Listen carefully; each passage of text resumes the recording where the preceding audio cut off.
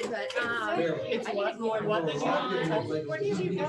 It's called Pinup Studio, and I highly recommend them. Looks so natural. Yeah, honestly. because it's balayage, and so I only pay for the right here because the whole head is like $100 to $200. Dude, I just spent like over $200. You did? Dude, I love So your we're not colors. gonna do it. On color? Oh, you're all set. Just Still, but I You used know, to spend way we're less, not but my on the guy inside, kept but moving out, like in more small half Chapel mile Hill. past And them, I was roll like, I out. can't drive an hour. We're, to see my hair. I've got about I thought yours was natural too. No, when I was little, it was completely like. If you have that complexion, you just look like a blonde. Yeah. But Got a pond in it's the backyard, got expensive, but grandkids like, there. I'm like, I can only go like Got once a very year. grandkids. Yeah. I don't color my hair. I also, I'm like too much money. Well, two of them just moved back up, moved up. Once you start Now I to, got I five think it's married. hard One live to over get used to a different look in the mirror. Sure, but there are ways to do it like the He's running a balayage townhouse, that but you it just don't have moved to up go last back all September. the time. Like, Yeah. I never seen Yeah, that's all, that's about it. He I might just not do saw it more, some but she did it all like. over. I really like the cut too. It's hard to get like a good cut. Her name's Sydney, she's brand new, she's only 20. Yeah, the last person who cut my hair that I was happy with was really young. Yeah. What's the internet? He does that. I don't remember the password. It's just in my computer by now. Hi, good morning. We should have our, usually Natasha gives us our name tag thing, so whoever's presenting can, yeah, you just write your name on it. I don't have my Keller Williams. Oh, I never. Well, I think she has a name tag. She's so interesting. yeah, did you get your 100 free cards? Yes. Yeah, but I It was in the box with it. not me. I guess. Did you order the 100 free ones? I did. Okay, well, it's in the box. Well, you can follow up on them because that's part of their introductory I mailers. threw it away and had no idea. But I don't feel like I It should be on the website. Yeah, I never. No, I missed that one. Oh, there they are. Yeah, yeah. Thank you so much. Oh, David, your name's still on there. Look. Yeah, look at that. You haven't gotten rid of me yet. Oh, look, and did you know that was my? Yeah, absolutely. What? 100%. I'm pretty good that way. That was just the first one out. That's Oh, crazy. that's cool. You must be Julianne.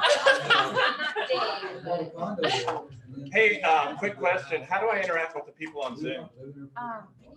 Oh, they can hear you. Oh, they can hear me? So, hey, you guys on screen, anyone gonna show us? Like, you're taking my lunch.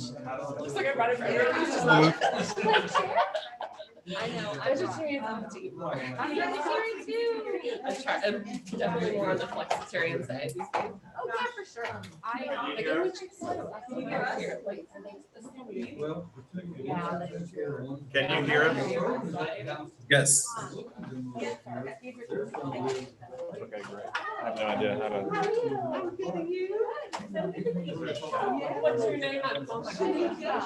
She's in our group too. In the morning. Yeah, I'm using it too, that good, so everyone just tell your name. I just. So they type it, you can see That's a few people. Jack always. Hey, Zoomers, good morning. So we're going to have a little interactive thing right at the beginning. And if you want to respond in the chat, that would probably be the best way for me to understand if you have questions or if you want to add anything to our discussion. Sound good? Sounds good. Yep, sounds good, thanks. And just to let you know, I thought about you too, and as a visitor. Hey, good morning, everybody. How we doing? Woo! Well, I think we've got some name tags going out around, and so grab what you can. If you can put your name up, it will help me. And I'm all about interactive and having a good time, so we're going to try to do that as much as we can today. And so today's class is about role playing and scripts and just thinking through scripting, I believe, is that? Is everybody on track with that? Mm-hmm. Yeah. So real quickly, we'll just go around. I think most people are new to real estate or at least new to Keller Williams. Is there anybody who's been in real estate for, say, more than a year? More than a year? More than a year? Did you come here from another company? No, sir. Well, welcome. Where did you come from? No, I started with Keller Williams. Okay. I am a dual career. Okay, very good. Good to meet you, Shanika. Thank you for being here today. You came here? Yeah, I came from Scranton, Pennsylvania. I Oh. sold my house down here and living here permanently now. Very good, very good. Any paper companies there? Yeah, ERA Real Estate. Okay. I work for there. Very good, very good. And there was a famous TV show called The Office that was set in Scranton, allegedly, right? Yeah, so my kids love that show. So actually, we drove through Scranton one time. We had to stop and look for the paper company, so. Oh, that's cool. Good time. Where are you from? I'm from here. Okay, very good. Born and raised in Raleigh. How long have you been in real estate? 3 months. 3 months, Yeah. long enough, so Yeah. very good. Anybody else been in real estate more than, yes, tell us about it. Jennifer, good morning, how are you? Morning, Todd. I've been, it'll be 3 years in May. 3 years in May, very Yes. good. But I start with Keller Williams in July. In July, very good. I appreciate that. Welcome. Thank you, Jack. Okay, very good. And then chat class, Zoom class. Anybody been in real estate longer than 6 months? Nope, everybody. So we're a few people longer than 6 months, 3 years, 1 year. About that, some history in Scranton, but everybody else is pretty new. Okay, great. So I want to start today. Thank you so much. I want to start today by asking, what do you want to get out of a scripting class? What do you want to get out of it? What's important to you? You can think about it for a minute. If the Zoomers can just put it up on the chat box, I'll return to that. I'm going to take some notes here and hopefully you can see what I'm writing. I would say just different scripts for different scenarios, different key points to remember in different scenarios we need to cover.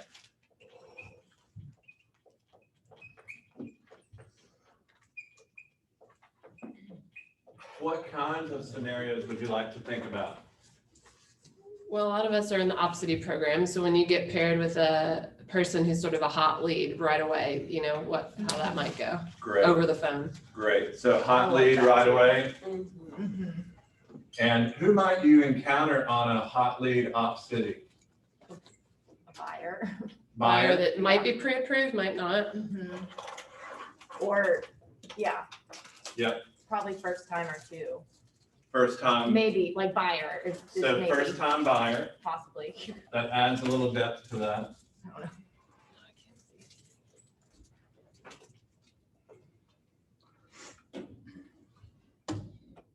Okay. What else would you like to get out? Good question, or good scenario. Thank you. Maybe a little bit of verbiage just on, I don't really have anything specific, but just, yeah, just that. The right words to say. The right words to say. Yeah. What to say and when to say it. Sure, exactly. Maybe the transitioning from the introductory where we're talking to our old friends again and transitioning that into a real estate conversation. Great, That's great. good, So yeah. transitioning to a real estate conversation with your sphere or old friends. Is that right? Yes. Okay.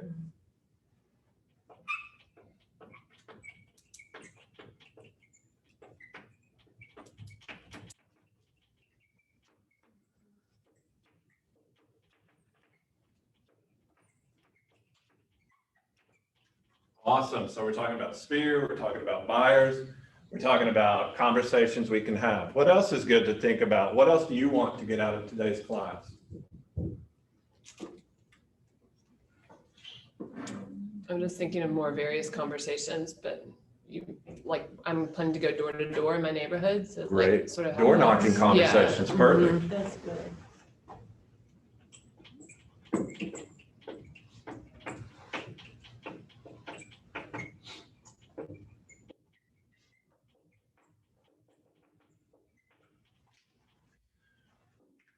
Okay. Great, thank you. Handling objections. What kind of objections would you like to handle? I'm sorry, your name, oh, that's Amy. If you want to add to that, Amy, great. Josh also says overcoming objections. Michelle. Hey, Michelle. Let's see, information, Hello. public speaking, law enforcement, the real estate verbiage that will help me grow. That's exactly right. So we speak the language of real estate day in, day out. That helps us to become more comfortable with it. It's exactly like, it's just really good to think about. So think about the verbiage and speak the language. Where would I go if I sell my house? Great question, Amy. Your commission is too high. So essentially they're saying, so overcoming the commission objection, is that what I hear? Hi, Amy. Great, thank you. So commission, objections, the language of real estate. Where would I go if I sell? Got it.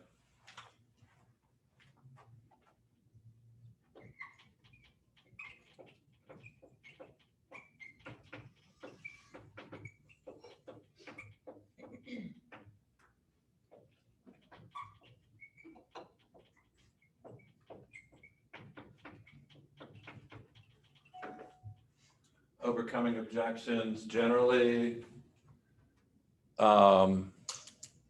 Your commission is too high.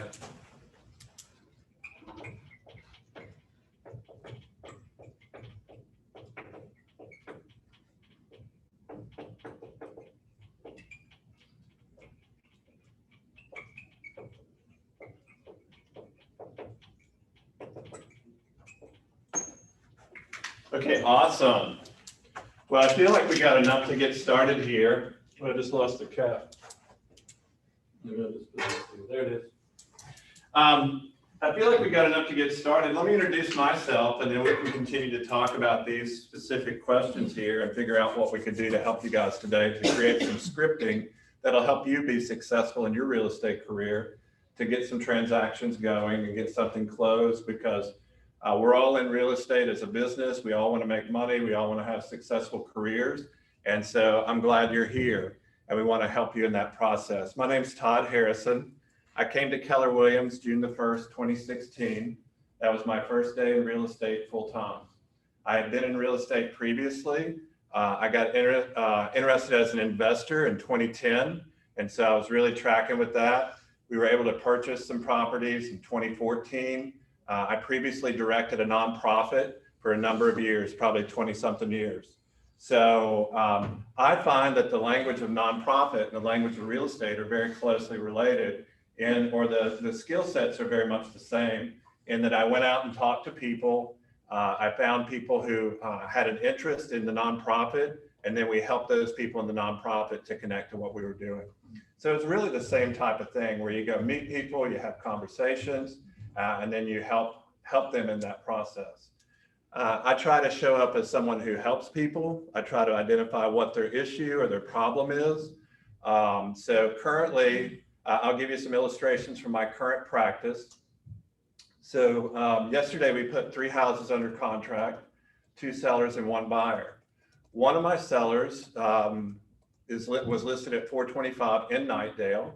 And the only reason they were willing to sell is because their configuration was not the correct one for their family.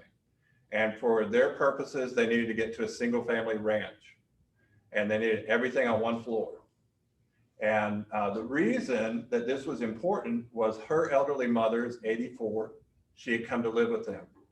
And she has some dementia or something going on. They didn't exactly tell me, but she forgets where she is, but she'll try to go do laundry. And the laundry room is on the upstairs floor. And so she almost fell several times down the steps. And so they said, we need 2 masters on the 1st floor. We need 2 bathrooms or 2 bathtubs on the 1st floor. And we need the laundry room on the 1st floor. And we need to restrict access to the 2nd floor if we have it. So that's a lot of specifics, isn't it? So what was important to my clients was configuration of the home from a 2-story to a 1-story. And so here's how I scripted to get in the door. First, I uncovered their problem, configuration, and then I just talked about configuration. Whenever they were feeling wavery within it, I went back to their original motivation. So much of scripting or selling is about motivation. Does that make sense to everyone? And if you're on Zoom, if you could just chime in, let me know that you're tracking with me. Just give me a yes now and then whenever I ask a question. I'll know you're still there. Thank you.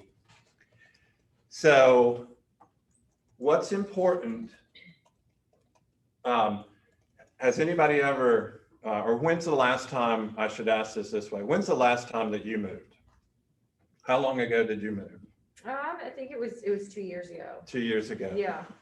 Was it fun?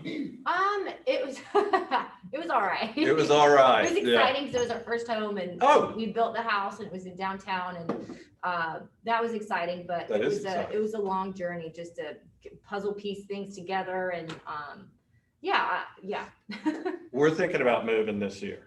So I'm thinking about, oh my gosh, we got to pack all our trash. Yes, that. I got a dumpster out in the front yard.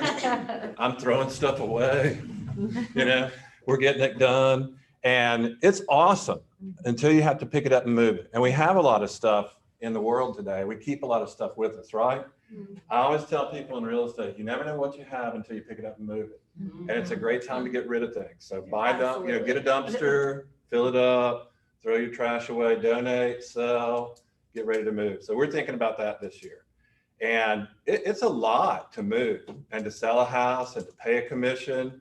I would say this into the commission objection.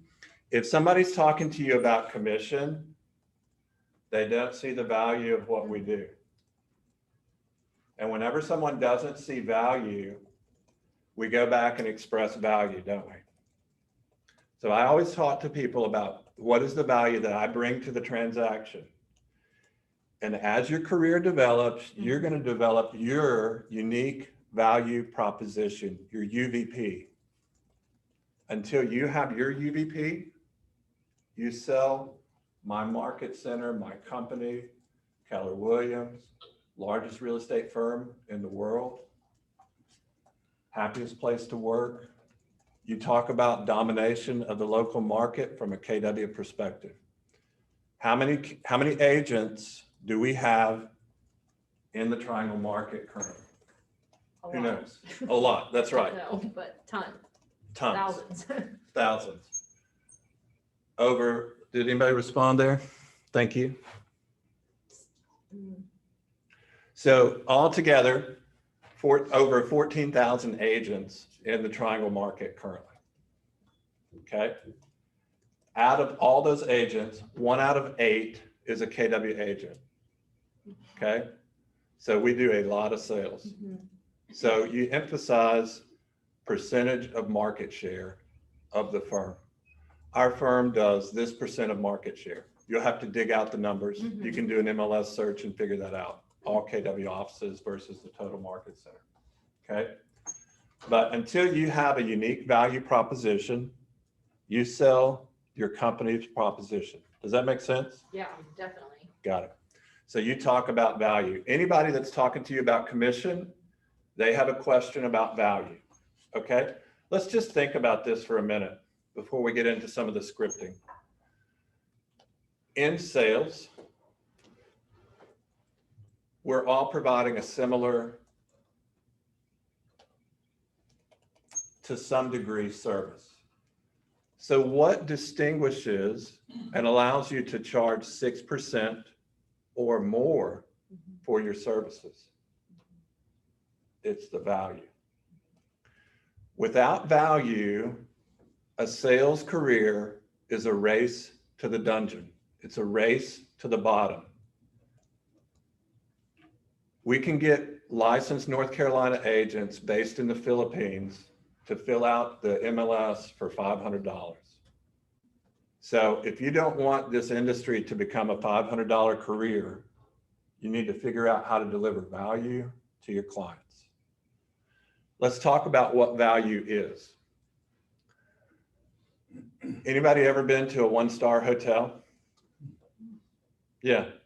If you go to the counter of a one-star hotel, I was just at one the last time I was in Florida over Christmas. I had to drop off a rental car. If you go to the counter of the one-star hotel and you ask where the elevator is, what do they tell you? A lot of times they don't answer, they don't know. And I was in this place in Florida, it was crazy. And there was, I went, stood in line. The people that were sitting over in the chairs thought they were in line. It was kind of like all this. The lady at the counter was there. It was kind of crazy. And so I thought, well, this is really kind of interesting from a service perspective because nothing's happening here. really good for service. So one item of value is service delivered. What's the difference between a 1-star hotel and a 5-star hotel? Well, yeah, it's the accommodations, but it's also the service that you experience from the staff. Anybody ever go to the Umstead or a 5-star hotel for the weekend? Yeah. What's that like when you go to the counter and ask where the elevator is? First of all, they greet you by your name. Secondly, they say, yes, the elevator is just this way, come with me. And then they have some conversation with you as they go. Ask about the weather, your time in town, what's been good for you, how would you like to enjoy it? Hey, welcome. So think about the difference between 1-star and 5-star. Essentially what we're doing is we're providing 5 stars of service and we're providing value. Now let's think about it a little bit. We had some specifics about, different scenarios, a hot lead, a first-time buyer, a buyer lead. Let's think through some of the scripting of that, and then we're actually going to practice partner up a little bit, do some of that. That's good with you guys. So who's in the Ops City program? That was one thing I heard. You're in. Anybody got a phone call from a buyer in Ops City? Yep. What did they talk about? What was some of their thinking? Anybody remember? Their needs, their wants. Yep. Their So, price. yep. So they have needs, they have wants. How did they come up with the price? Some of them were already qualified, pre-qualified, pre-approved. Excellent. That's the first question that we want to script to our buyer. Actually, it's the second question we want to script to our buyer. Let's work through buyer scripting. We're just going to pause for a minute and think about this. What's the 2 most important questions you can ask a buyer who comes to you through Ops City or any other place that you meet people? Would it be timing? What do you think? That's good. I love it. You're just firing it out. That's great. Go ahead. Are you pre-qualified and are you already working with an agent? Bam, bam. Yeah, absolutely. And then the third question is, if you are pre-qualified, what are you pre-qualified for? Because if they're pre-qualified for 200 and they're shopping 675, is their experience and their expectation ever going to transact with you or anybody else? No, because their expectations way up here and what they can afford is right here. And there's no problem with that. So let's just think about that out loud. Keep firing things out. And Aaron loved it. Just fire it out. Who's got something? I have an off question. Go ahead. Because we're supposed to talk with them about the working with real estate agents brochure. Like, when or how do we interject that? Or do we assume that Ops City has done that? So just send them an email and have it attached at the bottom of your email, like a little video. Okay. And that can be first significant contact. So definitely get that working with real estate agents signed. But this is my experience. People have real life questions, problems, issues, whatever, and they're much more interested in the house than the working with real estate agents brochure. Yeah.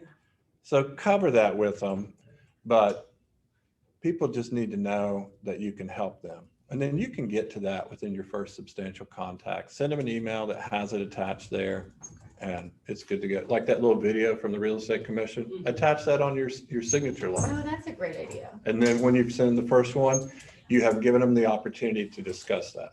So Does it matter if pre-qualified versus pre-approved? Is pre-approved is like where they're gonna actually know how much, right? Pre-qualified is a lot looser, right? yeah, so pre-approved or pre-qualified, there's one of those that's different. And so I think that pre-qualified is a slightly higher than pre-approved. Is pre-approved is higher than, okay, Pre-approved is higher. perfect. Okay.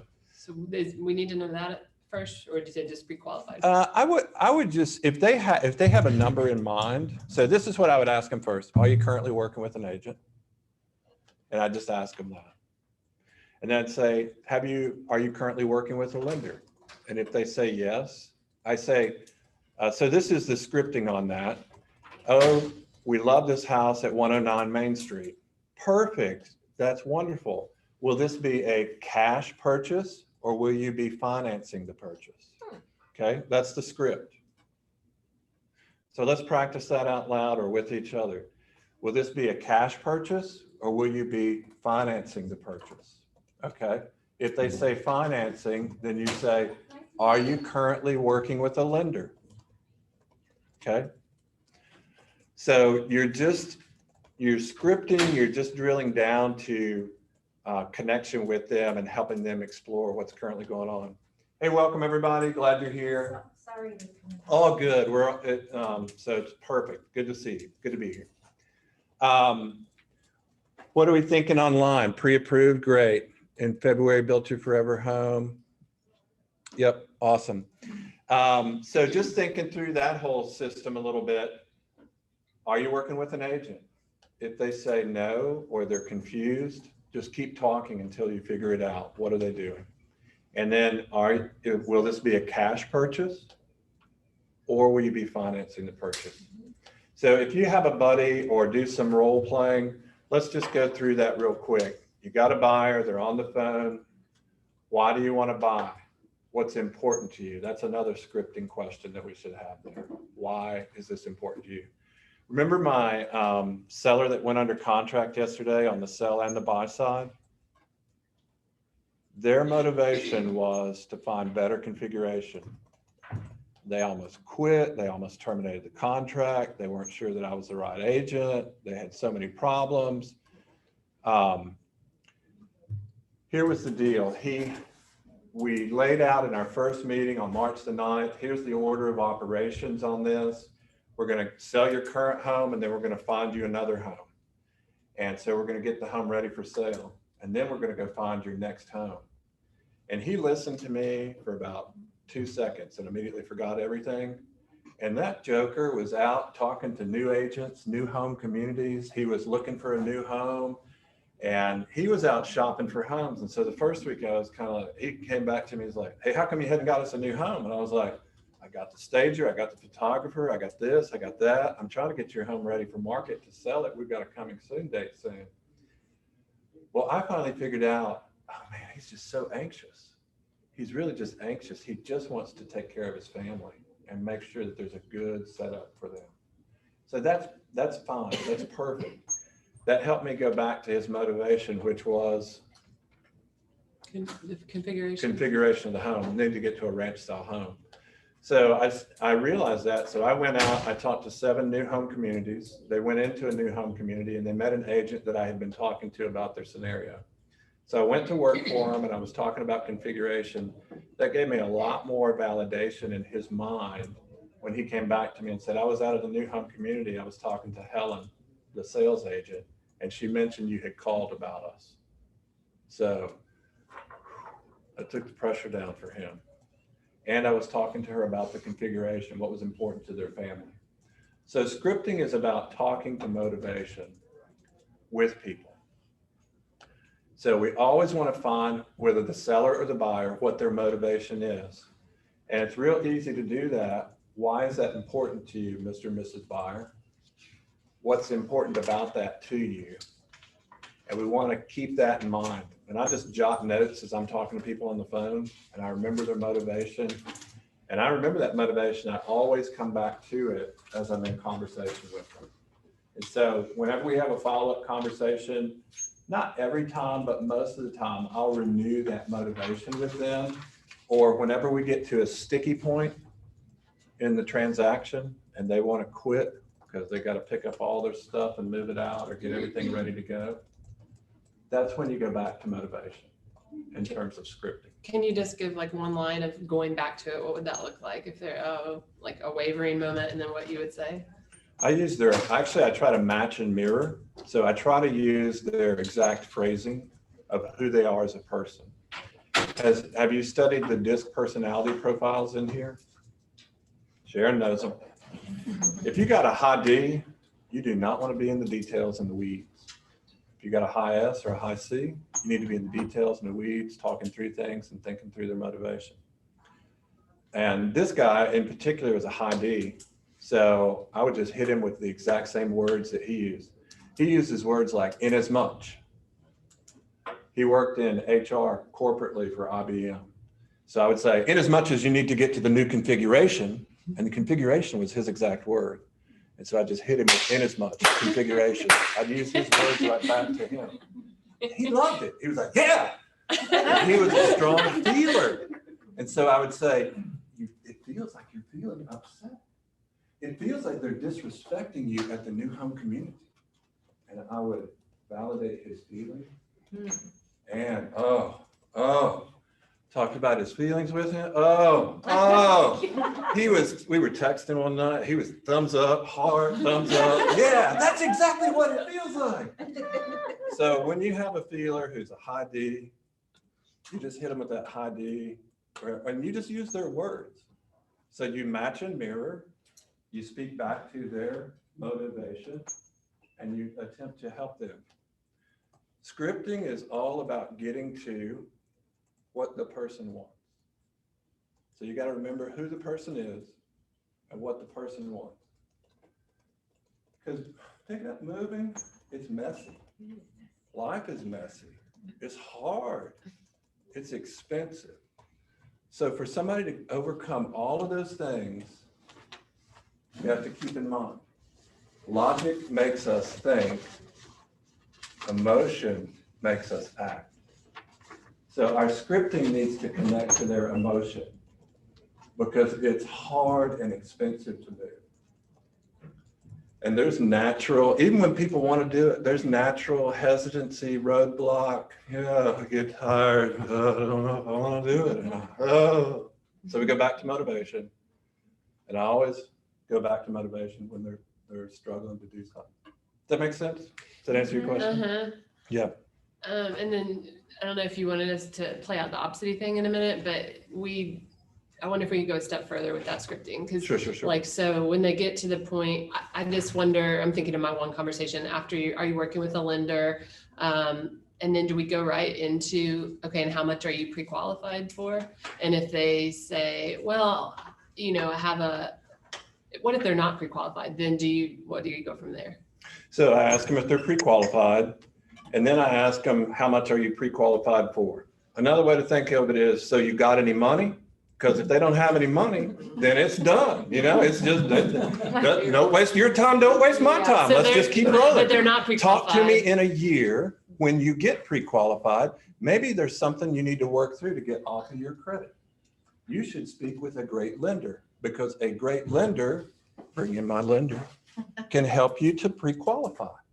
And so usually it's just something with their credit, even if they're not ready now, always think about building pipeline.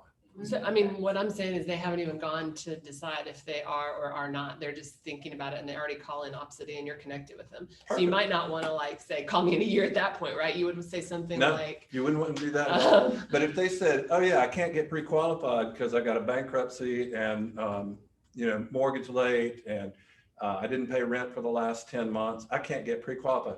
Okay, no problem. You talk to me in 3 years and everything's going. But let's just assume that they're okay. They just hadn't got pre-qualified. Oh, no problem. I've got a great lender and I'm going to send you a referral right after this is over. And then, actually, I want to work with my bank. Okay, great. Have you thought about getting a competitive quote? And you want a lender that you can rely upon. So you bring your experience into it. We refinanced our home last year. We went to our local bank that we like to deal with. So I'm not going to say their name, but it rhymes with Mum Trust. All right. So we went to Mum Trust and we got pre-qualified. We were talking to them. And I said, is this the best you can do? Because I checked my mortgage rates before I went in there.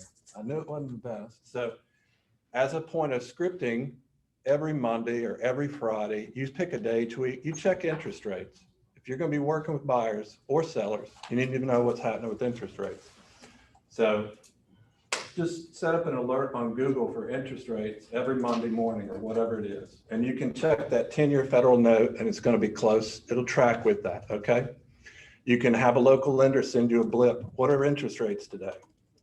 And you can establish value by talking to them about interest rates. Here's another script that establishes experience and excellence. Experience and excellence lead to value. All of us in this room have experience and we can all develop excellence in the skills that we bring to the table, all right? And it's just time on task over time, right? We get better every day. Come to the market center, come to class, talk to people, listen, learn, grow, pay attention, and you'll get better every day. So just commit to excellence in what you do. That'll help you to establish excellence and experience. Okay, here's a little script that'll make people think, oh yeah, they've been selling real estate for 100 years. All right, here's a good script for this. Jot this down. You know, interest rates today are at, Rock bottom. yeah, the lowest they've been at in over 50 years. And I'll drop the number on them. I'll say 3.1 or whatever the number is, okay? Whatever today's rate is, approximately. Because I talked to my lender. I said on Monday, hey, Heather, what's the interest rate today? And she said, hey, Todd, the interest rate is 3.1%. Okay, great. 30-year fixed, right? 30-year fixed, great. So what happens, and here's the script. So, Mr. and Mrs. Buyer, I know that you're on the fence because prices have been increasing, but did you know that a great reason to buy now, is because of interest rates? Interest rates are currently at 3.1%. I know you're pre-qualified up to 300,000. Do you know what happens if interest rates go up by 1%? What happens to their payment if interest rates go up by 1%? Yeah, it goes up, doesn't it? A 1% rise in interest rates is equivalent to a 10% increase in the cost of the house. A 1% rise in interest rates is equivalent to a 10% increase in the cost of the house. That's both in a monthly fashion and in an actual price. So, Mr. and Mrs. Buyer, if you're actually thinking about financing this house, it might make more sense to go ahead and get under contract today in case interest rates rise, because a 1% rise wouldn't be too much. But given that we're at historic lows of 50 years, if rates go up by 2% or 3%, the payment that you make could go up by 20 or 30%. So the $300,000 house that you qualified for would cost between $360 and $390. Would you rather pay $300 or $390 for the exact same house? Okay, so you just created value. You just became an expert. That sounded great. Great. So that's the script. And here's how you get better at scripting. Anybody ever sing a song? Yeah. Yeah. Anybody ever sing a song so much that they actually learned the words of the song they were singing? When can you develop more feeling, emphasis, and enjoyment for the audience of a song? Let's say that you're going to get up on stage and be a professional song singer. Would you want to be reading the words to that song the first time when you're on stage performing? Or would you want to know that song so well front to back that you could just experience the audience, listen to what they're saying, and feed right back to them what they want?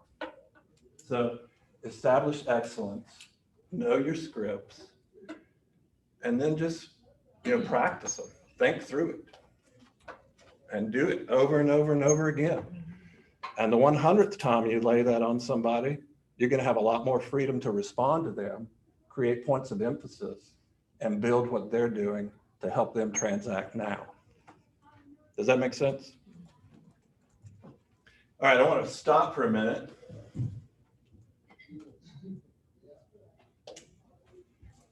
Okay, thanks, Michelle. What are we thinking on Zoom? Any questions there? I'm sorry, I kind of get distracted. Actually, I don't get distracted. I just get focused.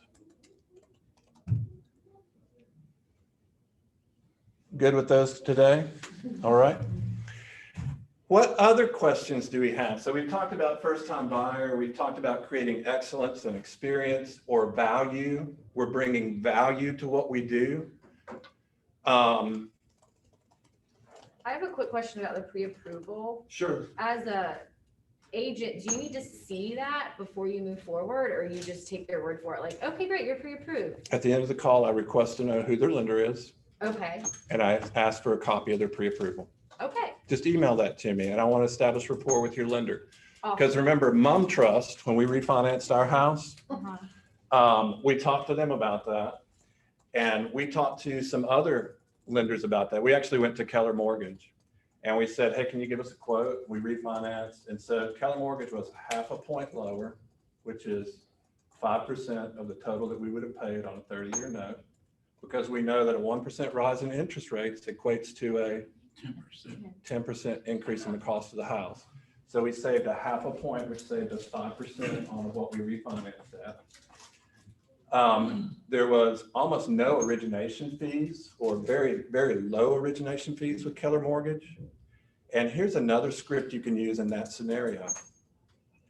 Mr. and Mrs. Buyer, would it help you if I could introduce you to a lender who could save you between $5,000 and $7,000 on closing costs for every transaction?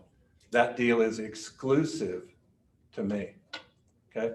Not everybody can go to Keller Mortgage and get the 0+ loan, all right? So when you represent Keller Williams, that's exclusive to you, right? So you just created value, you just created experience and excellence for your client. So until you have your own unique value proposition, you sell this value proposition of this office. You sell this value proposition of Keller Williams, okay? And KW does more than anybody else. So just find some value and have some value you can communicate to your clients. Does that make sense for scripting? So we transacted with Keller Mortgage, and we saved around $5,000 on the refi in terms of fees that we would have paid with Mom Trust. We got it for 0.5 point lower, so we saved 5%. And Keller Mortgage told us on the front end, they said, we're going to resell your note on the secondary market. That's how they make their money, if that makes sense, right? Because I asked Keller Mortgage, I said, look, nobody works for free. So don't you tell me something's free. There is no such thing as a free lunch. I said, how are you making money? Because I don't work for free. Do you guys work for free? No.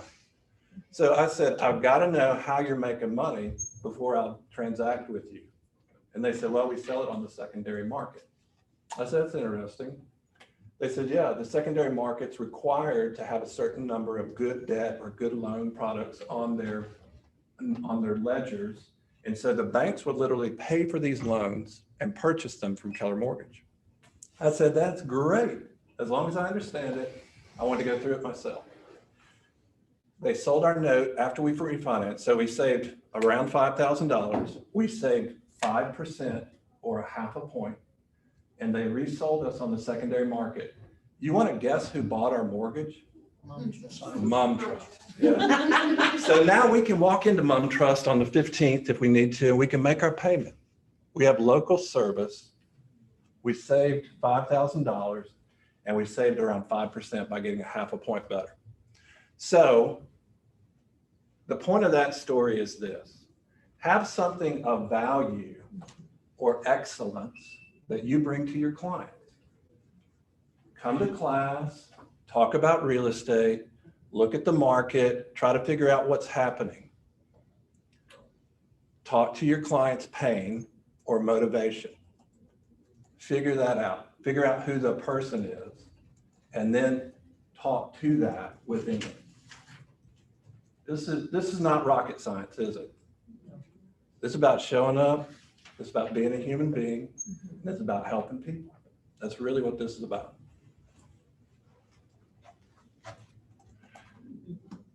Okay. Let's get to, so that's some of the verbiage, right? Mr. and Mrs. Seller, did you know 1% equates to 10%, right? That's the verbiage. Let's talk about transferring to a real estate conversation with our sphere. That's fun, isn't it? Okay. Here's my point. Talking to sphere. You know your friends and family, you're really close, your people, you probably talk about that on one hand, right? I mean, that's 5 or 10 people at the max, right? Okay. So everybody else that we ever meet, we can be friendly with, okay?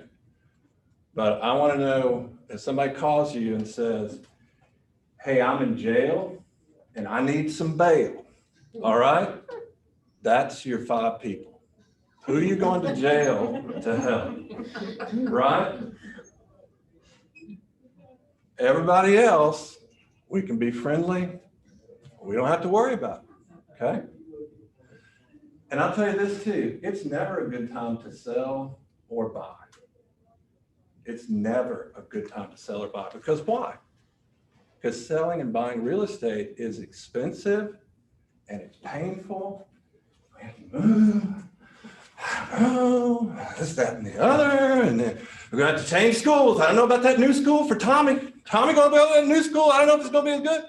Look, Tommy's gonna be fine. Tommy's gonna be better than anybody else. So there's always pain or problems or obstacles to moving, right? So know who your 5 are, and then talk about value with everybody else. It's never gonna be a good time to buy or sell, right? It's never going to be a good time to buy or sell. Therefore, if it's never a good time to buy or sell, it is never a bad time to ask someone, here's the script. You might want to write this down. Get your pencils ready. Who do you know that might be thinking about buying or selling? Say that back to me. Who do you know? Pretty good. All right, let's practice one more time. Who do you know or selling? Yep. So again, let's do it one more time. Who do you know that might be thinking about buying or selling? Okay. And we're just practicing that over and over and over in our heads. We just say it over and over and over in our heads, okay? And then when we get on the phone with them, we have a few brief moments on the phone. We talk to them, we establish rapport. We bring up something from their past that was important. Yeah, I saw you on the side of the road, you had a flat tire, did you ever get that fixed? Or whatever. Your wheel came off and I saw you throwing sparks, do you ever get that fixed? You know, maybe more, maybe less. So we talk to people, we have a little conversation. And then we say, hey, could you help me with something? Okay, so we're coming from a place of emotional connection and asking, inviting people to help me. Who do you know that might be thinking about buying or selling? And then I shut up.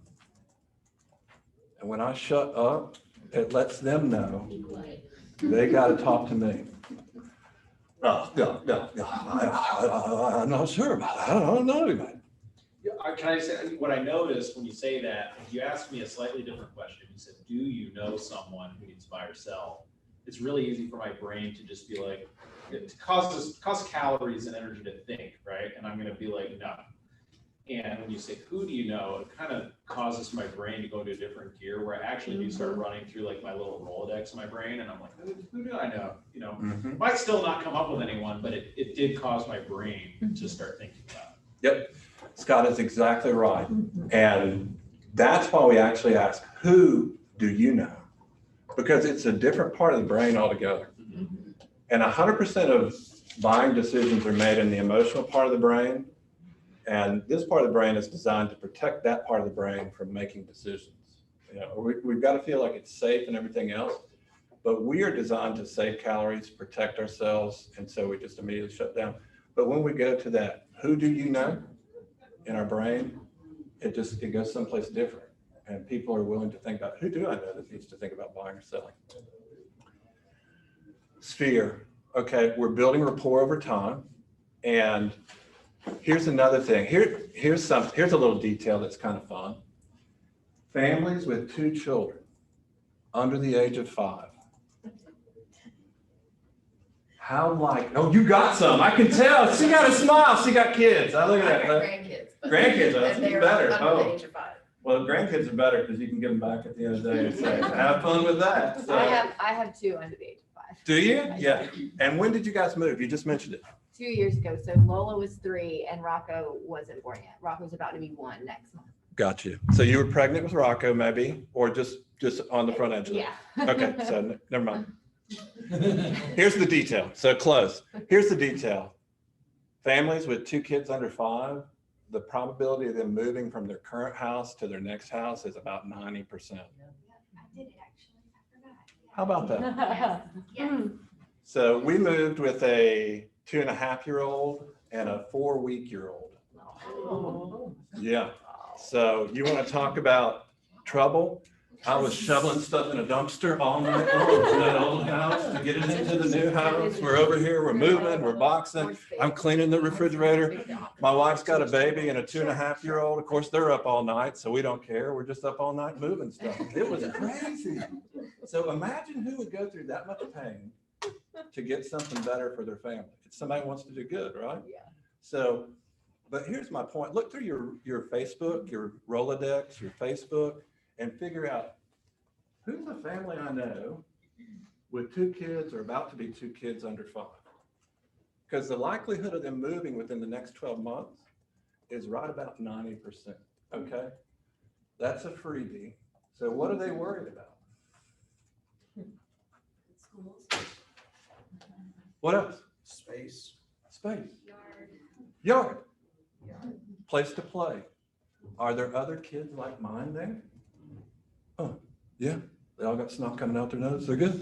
So, but think about what do you need to talk about? Schools, space, yard, someplace to play, right? So that's what you need to be an expert on.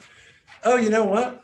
You can look through your Facebook or something else. You can find who had a baby about a year ago. Go back to your stuff, take a look at it. You just gave me an aha. You could actually go into command and you could make a tag that's like second kid tag or whatever. As soon as that happens, they get tagged. And then it's like, you could actually have a smart plan. You could have a second kid smart plan. Yeah. But bam, we just created value. Oh my goodness. Second kid smart plan, make it happen. All right, people.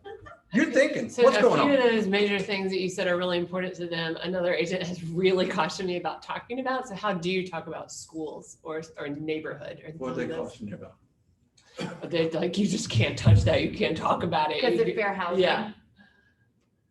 Well, I mean, I feel like you do, but like, where are the lines with that? well, I mean, we're just talking about real life. I know. Yeah. So it's, hey, I saw you had a baby on Facebook. Congratulations. That's awesome. So we're talking about sphere. We're not talking about people we just met. Yeah, always, never try to steer people to something. Always follow fair housing, et cetera. But also always show up as a human being who cares about people and realizes and gets in touch with their problems. And they're busting at the seams. And I just called an agent on one. My client needs it for her father who just had an amputation. There's an open home for him. And it has to be a low-rise shower. And they need a fence in the backyard for Bucky, his dog, so that he can let Bucky out and Bucky can run. So it took us a minute to get to that, but this is my 4th deal with that family. And how do they keep coming back? It's because I show up and add value and I talk to them about their problems. So it's just going to have to be okay. Like, oh, I know you're interested in good schools. There's this neighborhood. We're more going to say like, oh, I know that you're interested. Like, where do you want to be? Like, put it back. Like, that's the difference. Yeah, so Schools they per se want to be in. It's not the same as steering them Exactly. to a particular that's right. school or school district. That's right. This is why in the TMLS, they ask you to put schools in because people do move because they want to be in a certain school. So that's what, the reason why it's in there is not so much to steer people, but there have been instances where people have bought a home thinking they could go to this school and find out that they can't go to this school because Wake County is like. It's nutty. It's Yeah. like nutty. So you want to make sure you do it. That's not steering someone, that's telling someone what schools are available. Now they can go and look and see what the rating is for the school. Right. Excellent. A quick real life example.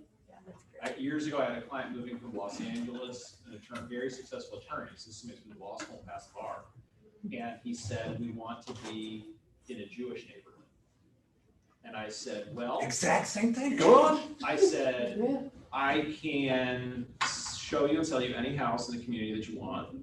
And I can help you find where the synagogues are. I can't tell you what's a Jewish neighborhood, but if you want to ask some people and tell me the neighborhoods you want to look for houses in, I will show you everything you want to see in the neighborhoods you tell me. And you did Can't say I steal- can help you find where the Yeah, synagogues and are? keep in And mind, you can this do is, keep in mind, this is somebody that's passed the bar. He Yeah. understands fair housing, Right. right? Yeah. He's been, he should understand fair housing laws, but he was a little frustrated at first. He was like, I don't understand why you can't just do what I want to do. Did I know where the Jewish neighborhoods were? I grew up in Denver, of course I did. I'm friends with them. But I can't say, we're gonna go to this neighborhood. Mhm. I could say, you find the neighborhoods you want to look in, and I'll take you there. Mhm. That would be steering. That's if I right. did it, That's right. and I can't do that, but I can take him where he wants to go. That's right. That is an excellent illustration of the difference between steering versus helping. Right. So we always show up and help people. We always show up and add value Within the confines of what's legal for us. within the confines of what's legal for us. And I had the same thing. We're Jewish. We want to live in the Jewish neighborhood. All right, well, can you give me a zip code? Proximity to the synagogue. You help me help you, okay? We're all in this together, but I need you to help me to help you, okay?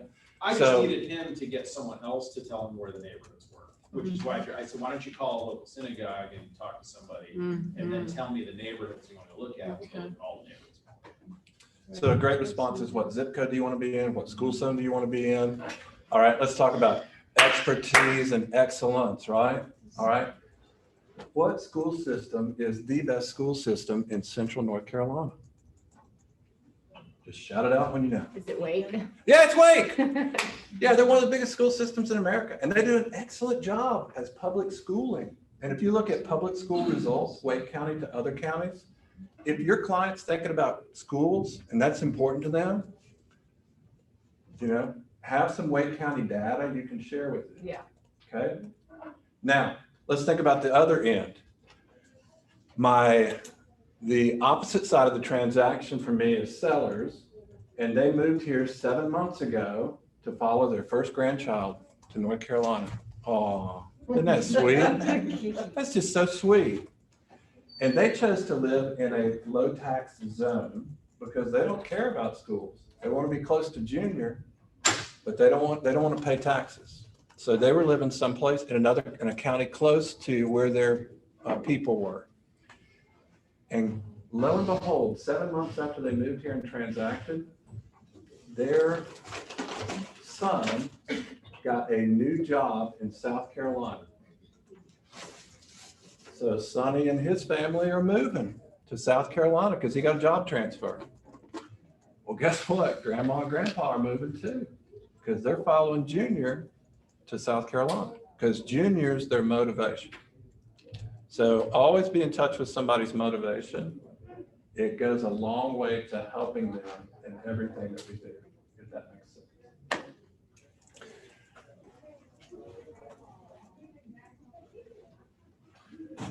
Okay, so talking to our sphere. So we practice, so what time is it? 11. 11. Yeah, it is. Okay. So we've covered a few of these: hot leads, hot buyer, first time buyer, verbiage of the market, transfer to a real estate conversation with our sphere. And my point with my people, hey, I'm in jail, I need some bail, write those people down. Okay, and you can talk to those, you can talk or not talk to those people about real estate. But this is what I find, those are the people that are most likely to bring you something anyway. And here's how I do that. Here's my pattern for doing that with my sphere, my five, bail and jail. Who wants to generate a lead that could transact? You do, okay, great. So do this right now. Jot down your 5 people or your closest 5 that are in Central North Carolina. Just go ahead and make a note, make some notes. Pick up pencils, type it on your thing, write down your 5. Okay, Zoom, get your 5. Look at it in your phone, your Facebook. You probably already know who you're going to go to jail and pay some bail for, okay?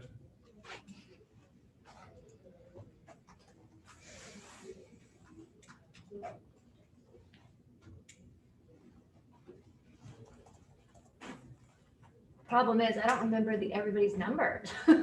Yeah, no problem. So message them on Facebook. Hey, it has been so long and I'm embarrassed that I lost your number, Mom, but I got a new phone and Rocco dropped it in the toilet. So too bad on me, but could you send me your phone number? Because I just, my brain is, my phone is smart, my brain is forgot. So whatever. You just make up something and talk to them.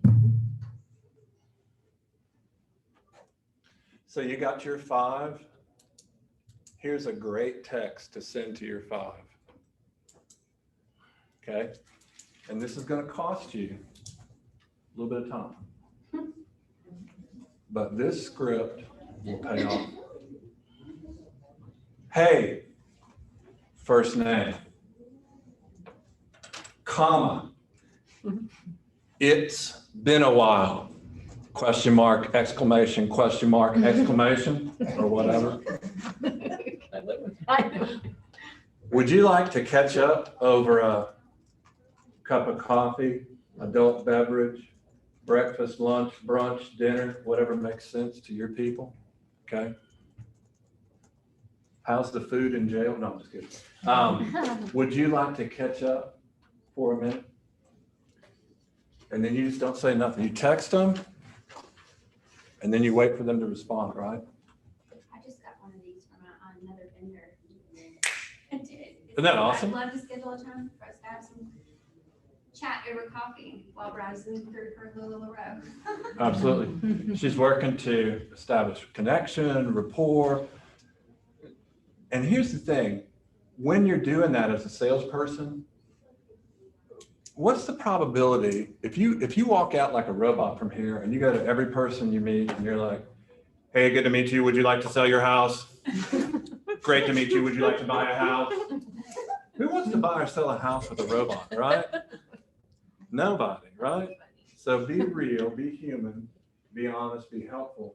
Here's the thing in sales, it takes time for somebody to move because moving is painful and it's expensive and there's just problems. There's all kinds of problems with it.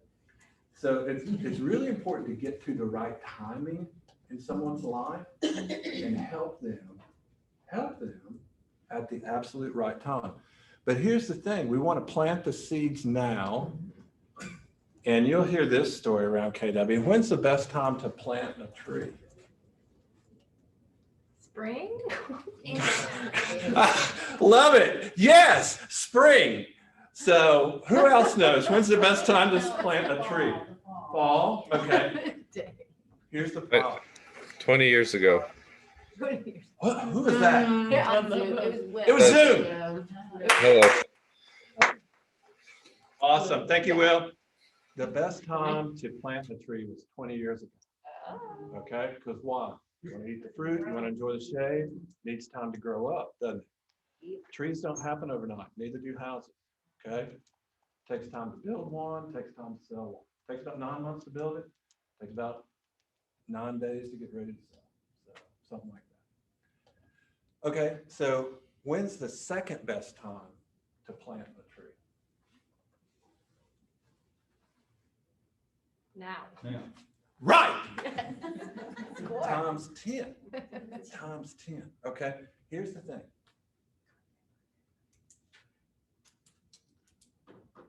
If you go out there like a robot, hello, would you like to sell your house? I can help you sell your house. How many people are going to transact with you? Almost zero. In fact, some of them might call and say, hey, mental health, you may want to talk to somebody here, you know, it's a good thing. So here's the thought. Just like that vendor was talking to Jennifer, she was establishing rapport and relationship and talking to her and thinking about things. Here's what I have. What was she doing? She was planting seeds so that in 20 years or 20 days, when Jennifer meets the right person who needs that vendor's service, who's going to be top of mind with Jennifer to help in that vendor's preferred activity? Jennifer's going to say, oh, you should talk to. And at the moment of need is when people transact. Because when they need to get out of that house, that 1,000 square foot condo that they thought was so cool to live at in the city until they brought that second baby and 3 dogs home from the, oh my God, we are crazy. Yes, let's get you to a yard and the school zone and 1,500 square feet or whatever it is. Yesterday, I wanted to give my card to someone and she told me kindly, I just wonder if there's a good response to this or if you just let this one go, which I did. She said, oh, I just bought my dream home. And I said, great, you might know someone else soon that could use help. And she said, but I would need to recommend my realtor because I love them so much, which I said, you know, well, I'm glad you had a great experience, but is there anything else to say to still make an To get that opportunity? business, you did the exact right thing. Okay. There you go. Who knows who's buying real estate? Other people that are buying real estate, right? But if she wants to recommend her realtor and you still want to give yourself a chance in it, is there anything else you'd say back? Because it was like, okay, I'm glad you had a great experience. Yeah, so that was a good response. And here's perhaps a better one that you're asking for. Do you think it would be worth their time to do their due diligence to interview a second realtor? Did you know, Mr. and Mrs. Buyer, that when you use my services, I bring a lender who can offer you between $5,000 and $7,000 in closing costs, 0 fees, plus $1,000 towards any third-party vendor you want to use? Would it have helped you to save between $5,000 and $7,000 on your transaction? So you want to create a little buyer's remorse right there, right? Oh, why didn't I meet you about 6 weeks ago? I don't know. I know, yeah. Create a little buyer's remorse. So deliver value, speak to their pain, and ask for an introduction. But really kind of if she feels that strongly, there may be a low probability of converting. Yeah. But just think about adding value and speaking to pain. And then when people need something, they need something, right? Okay. Yeah. Need will cause us to take action. Emotion causes us to take action. Mm-hmm. You want any of those action drivers, you want to get in touch with those and get it moving forward, right? Okay. My mother-in-law is finishing her attic, okay? And we have all our trash over at her home. We've got like a disassembled bed, we've got pictures, we've got kids' boxes that are filled up with stuffed animals. Why we moved stuffed animals to my mother-in-law's, I will never know. But we had 6 boxes of stuffed animals over there. We've got books, we've got book reports, we've got projects, we've got art projects, we've got all kinds of trash over there.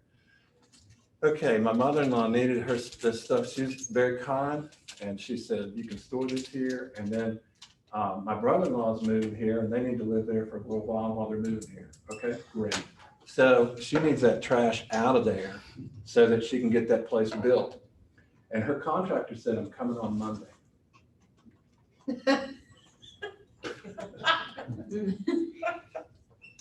He is. She told me on Friday, the contractor's going to be here on Monday. All right. What is the first? I said, we got to get our trash out. She said yesterday, or I'm throwing it out the window. I said, all right, hold on. So I needed to take action, right? So what did I do? Storage. I called the storage place and I said, get me a unit. I need 10. I didn't say 10. I said, I need a unit right now. And they said, great, we got 2 left. I said, I'll take 1. Okay. They said, you got to pay in person and show ID. I'm in the truck. Here we go. I need to get something done. We're going. Here we go. We're down there. Okay. I'm pulling out my wallet. I'm paying. Right? Why? You need I needed to take action. Because my mother-in-law's contractor is coming on Monday. My trash has to be out. Okay? Here's the thing. Buying and selling a house is incredibly expensive, and it's hard, and it's difficult. And remember, people need to do it at certain times, okay? And here's the biggest thing in talking to our sphere. We want to be top of mind reference, and scripting will help you get there when it's the right time in their life. I'm going to prove it right now. Top of mind is very important. This is why we call our sphere 1 time a quarter, okay? This is why we pick up the phone and call. And you guys are at such an advantage. I'm just going to tell you, you have such an advantage. You're new to real estate.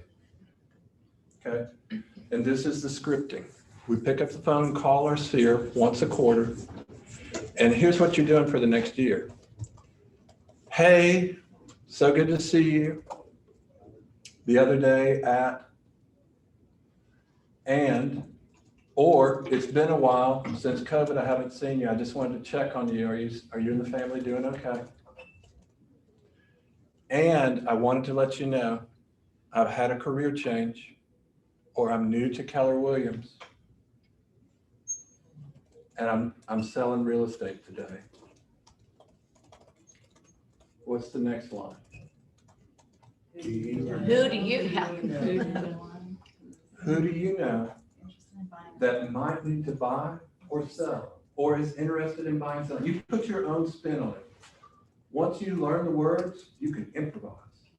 Once you learn what it is, you can talk about it. And here's the thing, I can't ever remember what I'm gonna say. So I just try to have like a few talking points, and then I just try to be real and have a human conversation with other humans, right? It's just about being real. Yeah.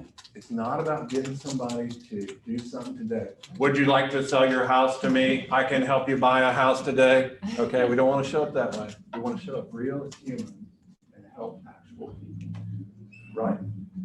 So you be real, you be a human, you bring technology and you leverage it on their behalf. You show up and add value. Here's another script you can use. Okay, that's the first time you call them. Hey, I'm new to real estate, or I'm selling real estate now. I thought you'd want to know. I hope you have a great rest of your week. Is there anything I can do for you? Who do you know that might be thinking about buying or selling in the next year?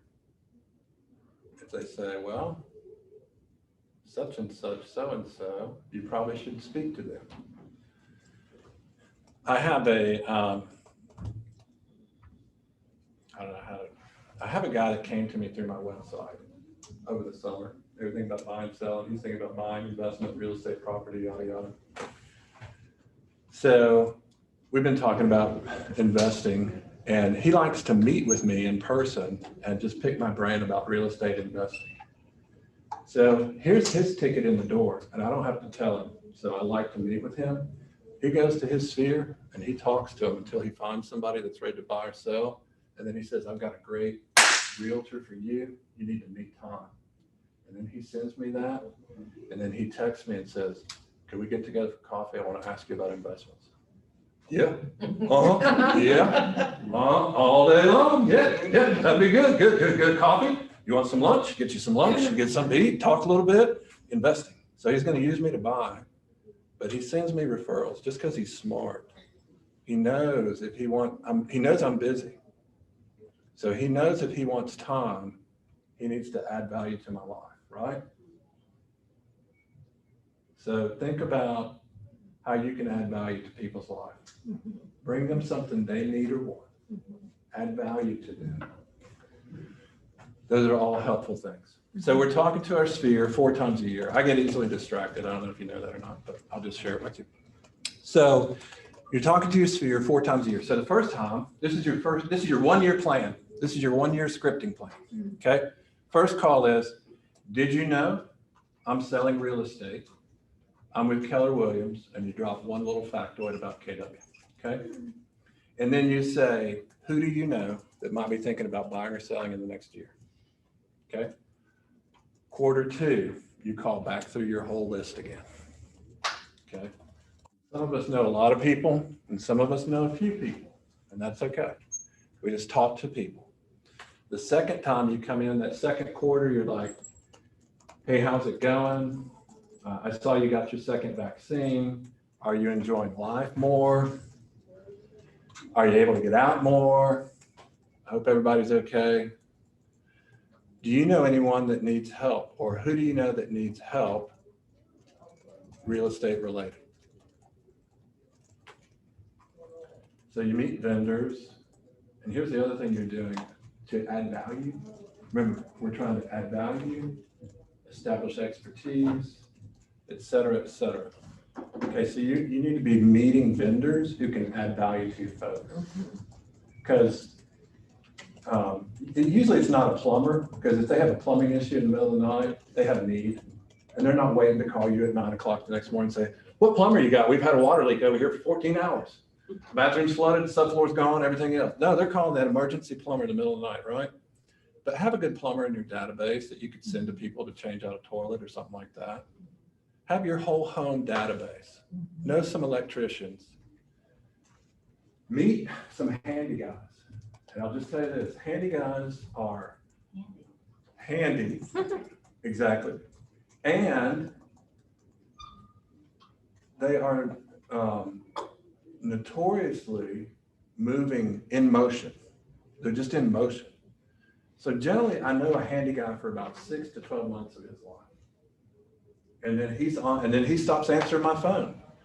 And I'm like, dang, why did he stop answering my phone? I don't know. He's in motion. Those people are in motion. That's fine. But you need 3 or 4 handy guys. So when you send the first one, they're like, hey, that guy you sent me hadn't called me back in 4 weeks. And I'm thinking, why didn't you call somebody else? You know, you need to get this done so we can get on the market, get sold, because the market's hot. You need a painter? Yeah. So you need to establish a bench. So that second quarter, when you call people, who do you know that needs any help with their housing needs, or could be anything? You're just establishing rapport. The third quarter, you call them back, you use the exact same script as the first quarter. Why? Refresh the memory, right? And they may have begun thinking you as top of mind real estate, right? So you just call them back and you say, hey, who do you know that might be thinking about buying or selling in the next 12 months? And you ask them, and they may have nobody. That's okay. What you're doing is you're planting the seed of real estate in their brain. And when they think of real estate, they're going to say, oh, you should call Amy. Thank you. So all the calls are the same, really. It's all the same. Yeah. You're planting seeds. The best time to plant a tree was 20 years ago. Second best time now. Okay. Fourth quarter. This is your scripting for fourth quarter. You're going to come back and you're going to wish them a happy holidays or whatever's happening. So Halloween was coming up. You getting the kids anything? Thanksgiving's coming. You traveling or you staying here? What do y'all do? You're getting the 50-pound bird. That's going to be a big bird. So that'll be good. You know, dunk it in that oil and fry it. Oh yeah, we almost set the whole house on fire one time. Let me tell you about that. We were at a frat party. No, that's a good one. So,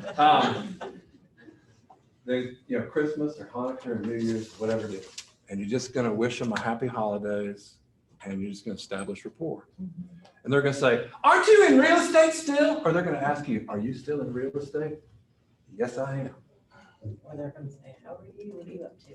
How are you doing? Well, we just sold one, bought one. Oh, we're going to Mama's for Thanksgiving. It'll be awesome. I love the stuff that she does. Oh, the mashed potatoes, those are awesome too. So you just talk and be real. Have a real human conversation with people. Show up and care. Establish expertise and value and excellence. And before you know it, you'll be selling. Okay? You'll be transacting. And then you tell the market about your transactions. You post your listings. You post your buyer on your social media, right? Who knows the social media rules for business?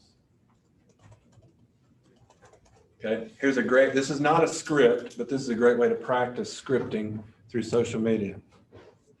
For every 5 posts a week, 4 of them are about you and your family, or whatever you do. Ice skating, knitting, crocheting, chopping wood, going on vacation, traveling, eating something, your pets. People love your pets. Oh my gosh. You know, like we post our pets. I get more about our pets than anything else. The second thing, kids first and then pets. People are crazy about their pets and they're crazy about your pets. And if you post your pets, they think they feel like you. Oh, I saw that Boone got out and ran down the road and he ate that squirrel. Oh my gosh, I can't believe it. I can't either. He was throwing up for 3 days. I mean, it must have had rabies or something. He's a little twitchy now, but he's all right. So you just talk to people through your social media posts, and they love it. They feel connected. I mean, we're kind of boxed in these days, or we were anyway, and so people are looking for human, real life connections, okay? So just show up, be human, be real. People like that. So here's the rule. Out of 5 social media posts, 4 of them are about you or who you are or your extended or something about you, okay? It's you. And then 1 of them is business, all right? And you closed a house, you sold a buyer, you met with a lender or a vendor, you take a picture of that vendor and say, if you need such and such, you cross promote their business and you tag their business in it, what does that do? How many people that they meet with cross promote a vendor on social media? Almost nobody, right? Yeah. So what's that do? It doubles your chances, right? Right. And when they have somebody in their sphere that needs to sell a house, which of the realtors are they going to remember? Probably the one that promoted. And it's subconscious. Yep, go ahead. So when I think of the social media, I think of Facebook first, and you have Sure. your personal and you have your business page. So what do you do about I was sort of keeping it like all the personal posts over here, all the business ones here, but it sounds like you're Everything's maybe- personal. Okay. Everything's personal. And never put anything on Facebook that you didn't want the public to know. And yeah, so everything's on your personal page. And then on the business page, you're Yeah, maybe. you can use that for advertising. So you Okay. double down on all your business stuff or vendor things or 5-star referral network. Message me to learn more about my 5-star referral network or something that way. But everything comes through your personal, and you're excited because that's part of your work. And who's excited about their work? Not everyone. So be happy you have a place you can be excited about work, right? So that's good. My sister lives in Florida. Great. And she does these videos. She's a real estate agent, and she posts videos all the time of like trying restaurants and like giving. And I thought at first that's crazy. Like I cannot put myself out there, but she's really good at it, and I think it helps her business. It does, 100%. Okay, let me tell you. Who remembers what I did before I got into real estate? No. NGO, Perfect. nothing. No, Yeah. non Oh, God. I Oh, yeah. remember too. Oh, you guys are smart. I can't believe that. And you remember that. That's good stuff. So I directed a nonprofit for many years. Okay, I got a call this spring, a couple of weeks ago. One of the guys who came through our nonprofit called me up. He said, first he called me and I didn't answer because it was an unknown number. And so I'm a little sketch on that. And then he texted me. He said, hey, Todd, this is Ben. Do you have a minute to talk? I haven't seen you in 15 years, but yeah, I have a minute to talk. What's going on? Called him. Hey, Ben, how you doing? Good, man, good. How are you, Marcia? Good, good, good. I saw you had some kids. Yeah, we got 3. Last one's in diapers. It's crazy. I said, no problem.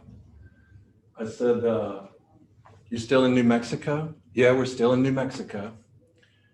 And I said, what are you doing? He said, well, you know, I went here to get my doctorate in math. I'm thinking, math? Doctorate? I can do 3% of any number, but don't ask me to do anything else. That's all the math I got, but I don't care. That's good, 3%. Scott asked me the other day, what's 3% of 70,000? You should have seen Gina. She was like, $2,500. There you go, there you go. So she made an extra $2,500. Quick. So as realtors, we're always 3%, right? Anyway, Ben called me. He was talking to me about math. I said, what kind of math do you do? He said, I do quantitative mathematics. I said, that's awesome. I said, what is that? He said, quantitative mathematics. He said, I did it for NASA. We would study how rockets would go and we'd shoot them out. And so I do most of the math on that. I said, well, that's pretty good. I said, what are you doing with that math? He said, I do quantitative financial investments now. And I offer analysis per subscriptions. And I said, that's interesting. I said, that's good. I said, that's good. I said, tell me more. He said, well, we're thinking about moving back to North Carolina. I said, okay, great. I'd love to help you. He said, could you help us with that? I said, I already said I would. So we talked a little bit about it. Well, guess what? Quantitative financial investments in January, he made over $800,000 through his subscription service. And he made over $500,000 in the market. And you gotta understand, he grew up in a 2-bedroom shotgun house with him and his twin brother and his parents in Winston-Salem. Oh. Yeah, I mean, like, probably $30,000 when they bought it a couple of years ago, when they were growing up. And he says, could you help me with that? I said, you better believe it. I already said I would. So just show up as a human, stay connected to people, talk to them, respond to what they're doing. So they just bought 2 lots in Chapel Hill at $450 a piece. And he bought an $850 house in Chapel Hill for cash. And he's building a $2.5 million house, and I introduced him to the builder who's gonna pay me 3%, right? 3% of everything, we figured that right. And he's gonna build a house for his in-laws right on the lot next door. So altogether, that text and phone call is gonna be about 7.5 million in closed volume. Oh, and he knows somebody that needs some help in Connecticut. So I asked for a referral, okay? So just show up, be a human, build value over time, and business will come to you. And it's fun when business comes to you. Oh yeah, that's good stuff. Did he say how he knew that you're in real estate since you hadn't talked in 15 years? Was it from your social media? It was from my social media. Yep, he followed my social media. He knew what I was doing on Facebook because I was posting sales. He said, oh, and I forgot. I was talking about something else earlier, and now I'm back to it. Remember that text or your bail or jail? Who's your 5 for bail or jail? All right. Here's the text. Would you like to get together and reconnect? Or would you like to get together and have a cup of coffee? Or would you like to get together, enjoy an adult beverage or lunch or whatever, okay? And then when you meet with them for 40 minutes or whatever it is, and you sit there and you talk to them, you don't bring up real estate. You just talk to them like a human.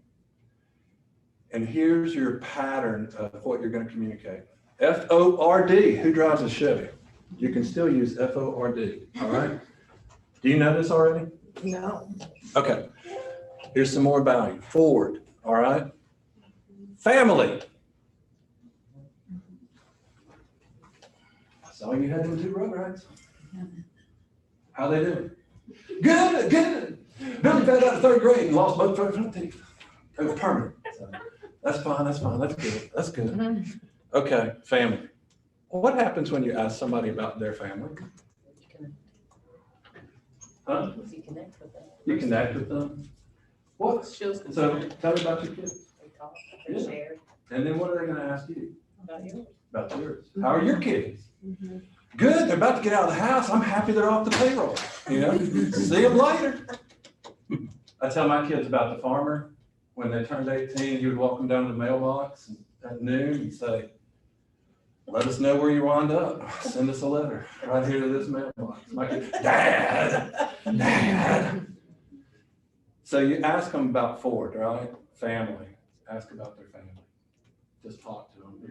What are they gonna do? They're gonna ask you about your family. Okay, then you're gonna ask them about, occupation, right? How's your job?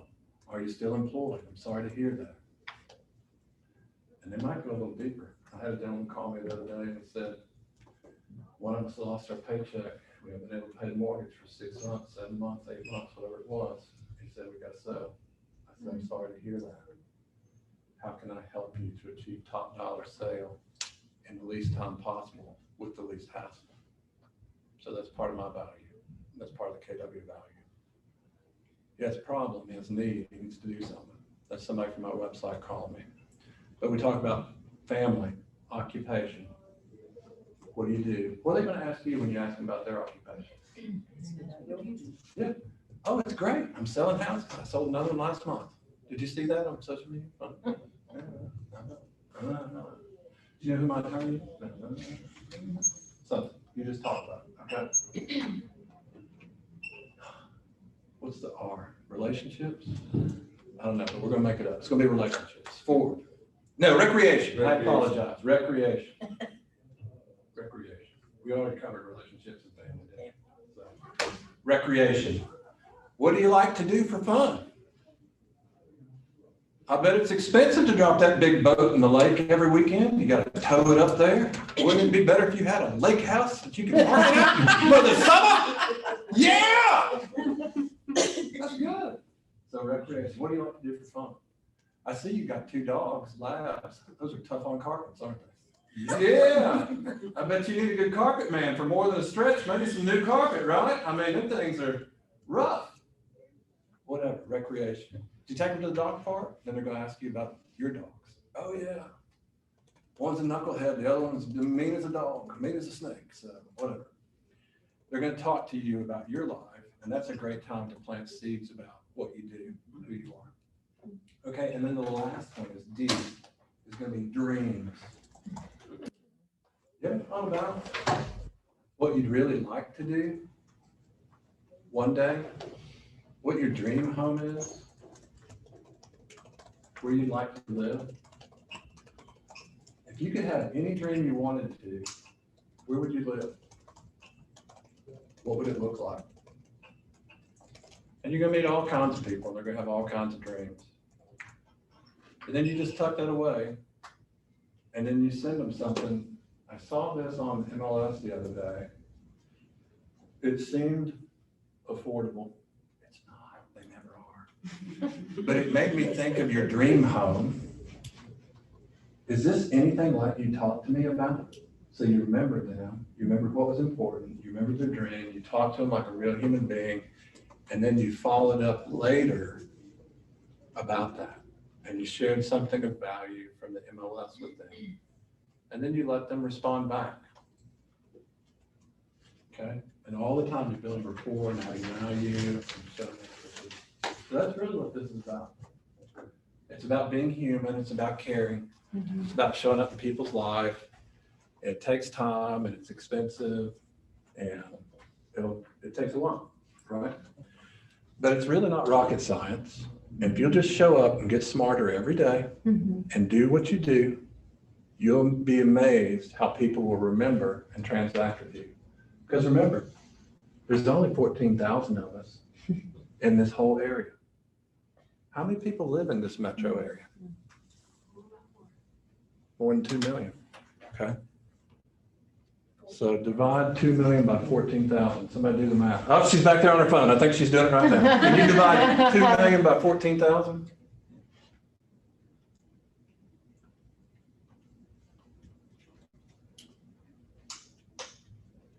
1,428.57. Thank you. So approximately 1,400 people. There's one realtor for every 1,400 people. Not all those people live in single family housing. Some of those people are family clusters together. But here's my point. There's not a lot of us. It can seem like there's a lot of us when we're looking at it from our inside out perspective, but from the perspective of the 2 million people in town that need help doing business, there's not a lot of us. Furthermore, 50% of realtors in our MLS sell an average of 1 house per year or less. You want to be in the top 50% of all Triangle MLS realtors? That sounds like a pretty good unique value proposition. Sell 1 home. You're in the top 50%. Okay? You guys didn't know how good you were. You guys just got better. You came to class, you got better. I feel better already. Who feels better? We feel better. So there's something of value. The example that you gave about the board and the dreams. Yep. That was a good example. I have a client who, just knowing what their dreams were, we've been talking a little while ago, some friends of mine, and just knowing what their dream was. And I went and kind of found that ideal dream home and sent it to them, and took them to see it. And that really put them in the ballgame of, it's time for us to really get moving now. Absolutely. So when they went and got up with the lender and absolutely now moving forward to sell and move to a new home. Bam! Absolutely. That's awesome. Motivation, added value, helped them out, showed them it was possible. You probably introduced them to a lender to get them pre-approved. On track. Yeah, that's business right there. So that's what we do. We show up, we add value, we help people, we get in touch with what they want to do, and we move them forward within that. So here's an interesting story. Okay, along those lines, Shanika, to echo off that. Guess how many homes I sold my first 6 months in the business? gonna make us feel good with this or bad with this? None? 0? 6. Yes. I love these numbers. Always make me feel better. Took me 6 months, building, talking. And I talked to all my sphere, and I needed a system or a plan in place to figure it out. Mhm. Okay. So I went to Expires, I went to FISBOs. The first home that listed with me was for $850,000. I bet you were nervous. Were I you? was, Yeah. probably, Feel like but I that didn't tell would be a them. Mess. I just kept saying, sure, we could do that. You bet you we can do that. Yeah, So never lost time. it was the second oldest home ever listed in the Triangle MLS. It was built circa 1760. What? Where was it? It's out in Franklin County. Franklin County. Okay. And I listed that one. And then I kept picking up the phone and calling Expired because, I mean, a listing's a listing, but what we were looking for was a sale, a transaction, a paycheck. Want this thing to move along. A buyer's a buyer, but a buyer that can't transact is not a paycheck. So we need pipeline. We need people that can transact in 6 months, 12 months, 3 years, whatever that is. But we need a sale transaction soon within it. So I thought about high value, high probability targets, Expired FISBOs. Those are high value, high probability targets. Expireds have already raised their hand and said, I want to sell, and somebody didn't get it done. So what should we talk about with expireds? What's the scripting with expireds? Sure. Ask them maybe about their experience, kind of what's wrong with the challenges of selling your house. That's right. So that's right. And expireds, if you think about it, expireds had a relationship that didn't work out. So how do they feel? Is that always the case? That's what they always feel. Do they always feel it? They always feel that. Yeah. So it's just like a breakup. Sure. So that's exactly what it is. So what do you need to do when somebody goes through a breakup? Listen. Yeah. Hold their hand. Maybe Okay. some of that for sure. Compassion. You need to demonstrate competence and trustworthiness. So you need to work on your competency, your excellence, your experience, your value. Did you start off there? Because that would be a hard place to start from, not being able to say, how did, if you did. Let me tell you about the first home I ever sold. Yeah. I called these folks. It was a $145,000 home. It was in this neighborhood in Northeast Raleigh, and I mean, it was rough. They had been on the market and expired that summer with 2 different realtors twice. All right. How did they feel? And they were. Can we really trust you? It seriously took a while to meet with them. But I came in the door. I was professional in my appearance and my Your first approach. listing, right? Oh, this is my second listing. Okay. This is the first one that sold. Okay. My first listing was 850. Okay. My first one that sold was 145. Scalp Court. Every street in that neighborhood's named for a duck. It's interesting. They had been on the market twice that summer. It was November. Cold. They were thinking, we're not sure if it'll sell. But I was professional in my appearance and my approach. I had a listing presentation. And you called them cold just from seeing they were expired, right? Yeah, he called me back. I missed a call from you today. What'd you call me about? Well, I was calling some folks. I identified your house as one that had expired off the MLS, and I thought you might be still interested in selling. He said, we got 2 kids under 7. You bet we do. We need to get out of this and into something else. He didn't say that immediately, because remember, he was hurt over past relationships that didn't work out. So what we did was we established rapport. I asked for the meeting. I went in and showed him what I thought the house was worth. I thought it was worth 150. He didn't want it listed about 145 because they wanted to sell. I had him a contract within 9 days. Okay. Had him a contract within 9 days. And I guess that seems like a great idea. One thing that I've heard is that these people are getting a lot of calls when they have expired listings from a lot of different realtors. So I wonder how you set yourself apart up front. There's 19 different lead generation models or levers that will work. You don't have to do this one. Right, sure. You have to find 3 that will work for you. Expireds work for me because I'm good on the phones. I like to talk to people. You feel like that's how you set yourself That's how I apart, is set just being myself good, apart. personable on the phone? Yep. And I also, when they answer the phone, I'm scrambling to find a listing. Wow, I didn't know you could get a Harley in the living room. Did you ever think about taking that out or removing the oil stains from the carpet? My buddy had a rental apartment one time and he had some guys in there and they literally brought their motorcycle in and changed the oil in the living room. Oh my gosh. You should, his hair was on fire.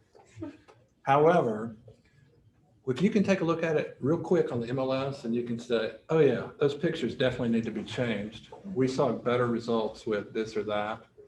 You're just establishing value. Did you get any offers? You're trying to have a conversation. Tell me about why you think it didn't sell. They're the expert. Tell me why it didn't sell with expireds, okay? So you're establishing rapport with expireds. You're helping them tell you why their great home didn't sell. Yeah, Jerry, I see that home that's built in 76 has industrial tile through the entire first floor that you have subleased to 4 different families on a 2,500 square foot home right in downtown Raleigh. I can't imagine why that thing didn't sell for $1 million. That door's got to be worth $350, right? So here's why homes don't sell the first time. It's either they're overpriced, or they're overpriced, or they're overpriced, or they weren't presented properly to the market. Like your $145,000 one, you sold it for more, so it must have been the latter. They had it priced about, I forget, it was all between 140 and 150. I thought the market had moved forward and they should price it at 150. They were gun shy and scared that it wouldn't sell, so they were like 145. I was like, okay, whatever. So we're gone, 145, 9 days later. But here's the thing, expireds had a relationship that didn't work out, and then they need some competence and help moving forward. So, and there's really 3 things that they think about. They think about the other realtor, they think about the market. It's never their house or the price. They will tell you, no, wasn't the price, it was the price. Because price fixes everything that's wrong. That house is worth $500,000 and you put it on the market on Friday for $250. You think you'll have an offer on Monday? Yeah. And if they had it priced at $600, in this market, sometimes they don't get offers on it. So I asked an expired, did you get an offer? If so, what was it? Oh, that's what the market thought it was worth. Okay. Well, did you do any staging? Professional photos, professional measurements? There's some other things I do to add value to them. I specialize in top dollar sales in the least time. And here's the thing, with the least hassle possible. And people love that. So those 3 things they love. I specialize in top dollar sales at the right time with the least hassle possible. So those are 3 value propositions that I bring to expired sellers. And I'll tell you that here's a unique value proposition. I have not taken a listing that expired in over 4 years or over. You know, once you start selling houses, you keep your track. So then you know, oh, then the expired kind of perks up because they know you don't take listings that expire. And what they want to do is sell, right? So you want to help them sell. So you're always talking to their pain or to whatever their issue is. And you always be a real human and you show up and share your unique value proposition with people. That's what this is really about. I haven't looked at the screen in a while. Amy asked, what did I do different from the first 2 realtors? Amy, I had no idea, to be honest with you. I just established rapport with them and I helped them. I prayed and their house sold 9 days later. So I took professional photographs, I had it measured, and we had it out on all the commercial sites. So I'm sorry, I don't know exactly what I did different. It was too early for me to realize the differences in what we were doing. I hope that helps.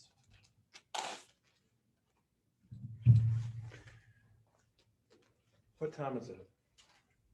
42. Okay, so we're almost done. We're getting out of here.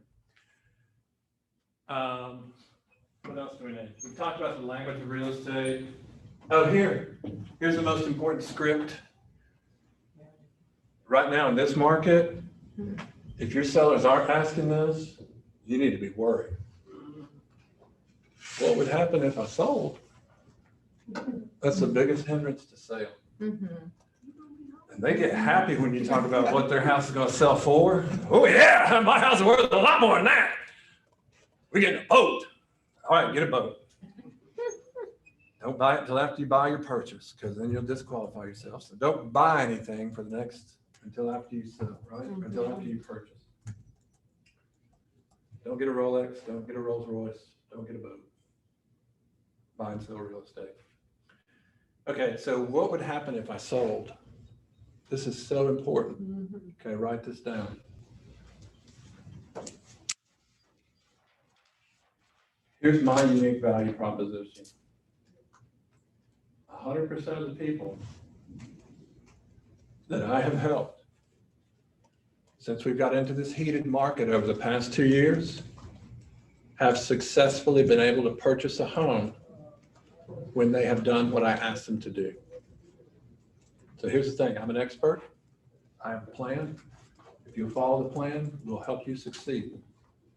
Okay? Now you've got to create some crafting and strategies to help your clients be successful. Here's a strategy for sellers that's successful. I call it the 6-week strat. So you want DD performed within 7 days as a buyer. Okay? Then that gives you 5 weeks, or exactly 1 week, to get your seller under client on the buy side and transact 30 days later. And they might be able to work out a back-to-back sell and purchase. Okay? It's awesome. Say that again, 7 days for due diligence and then what? 7 days for due diligence and then 5 weeks to get them, or excuse me, 7 days to get them under contract on the buy side. So you better believe there's some urgency. Everybody's out there, we're looking at the MLS, we're talking to new home dealers, we're talking to everybody. We're trying to find something for them within the next 7 days. There's urgency to take action. But here's the process, sell first and then buy. What would happen if I sell? Well, with all that money, you're going to have a competitive advantage. You're going to be able to pay more for homes in this market. Not that you want to pay more, but that is the market we're experiencing currently.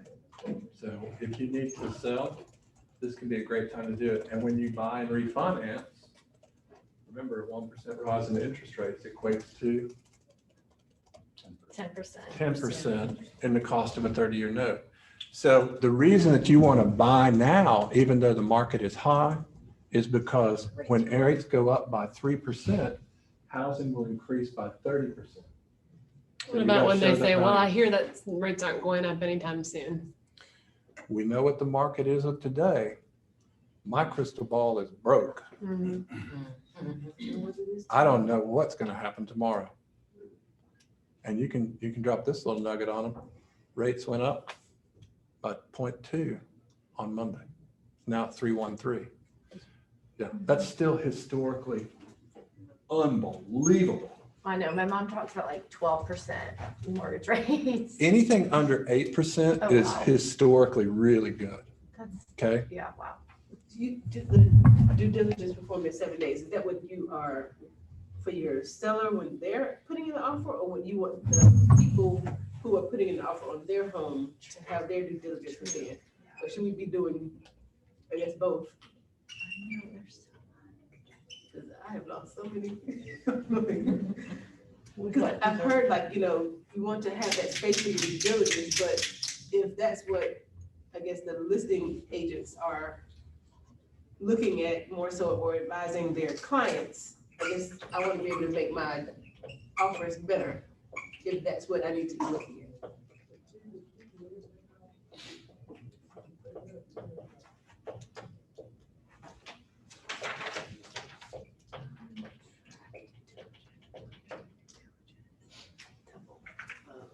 Great question. Here it is graphically. Seller comes to market here, they enter into a contract here on this date, 7 days or thereabouts to DD.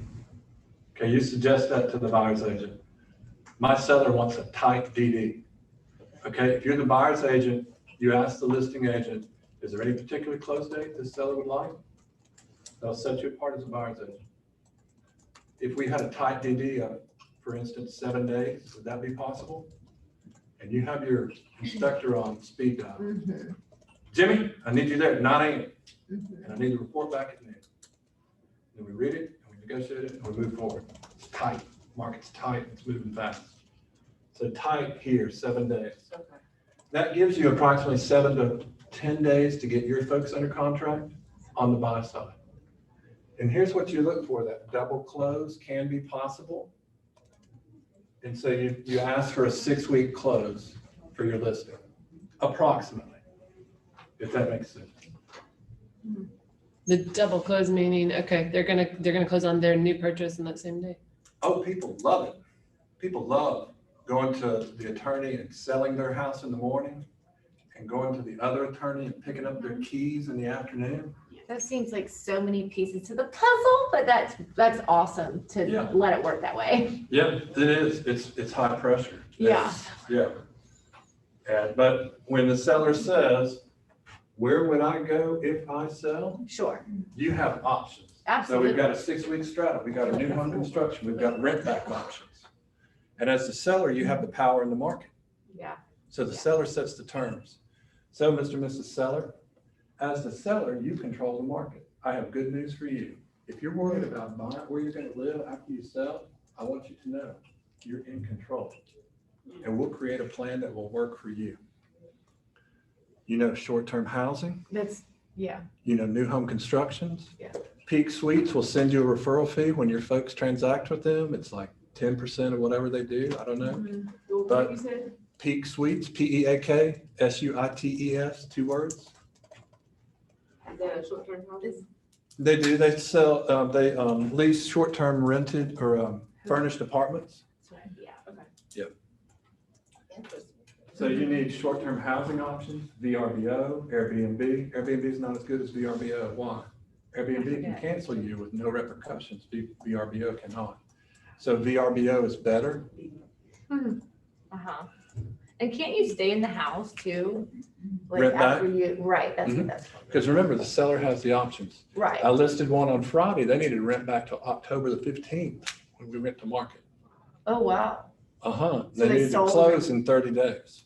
Or they wanted to close in approximately 30 days and rent back to October the 15th.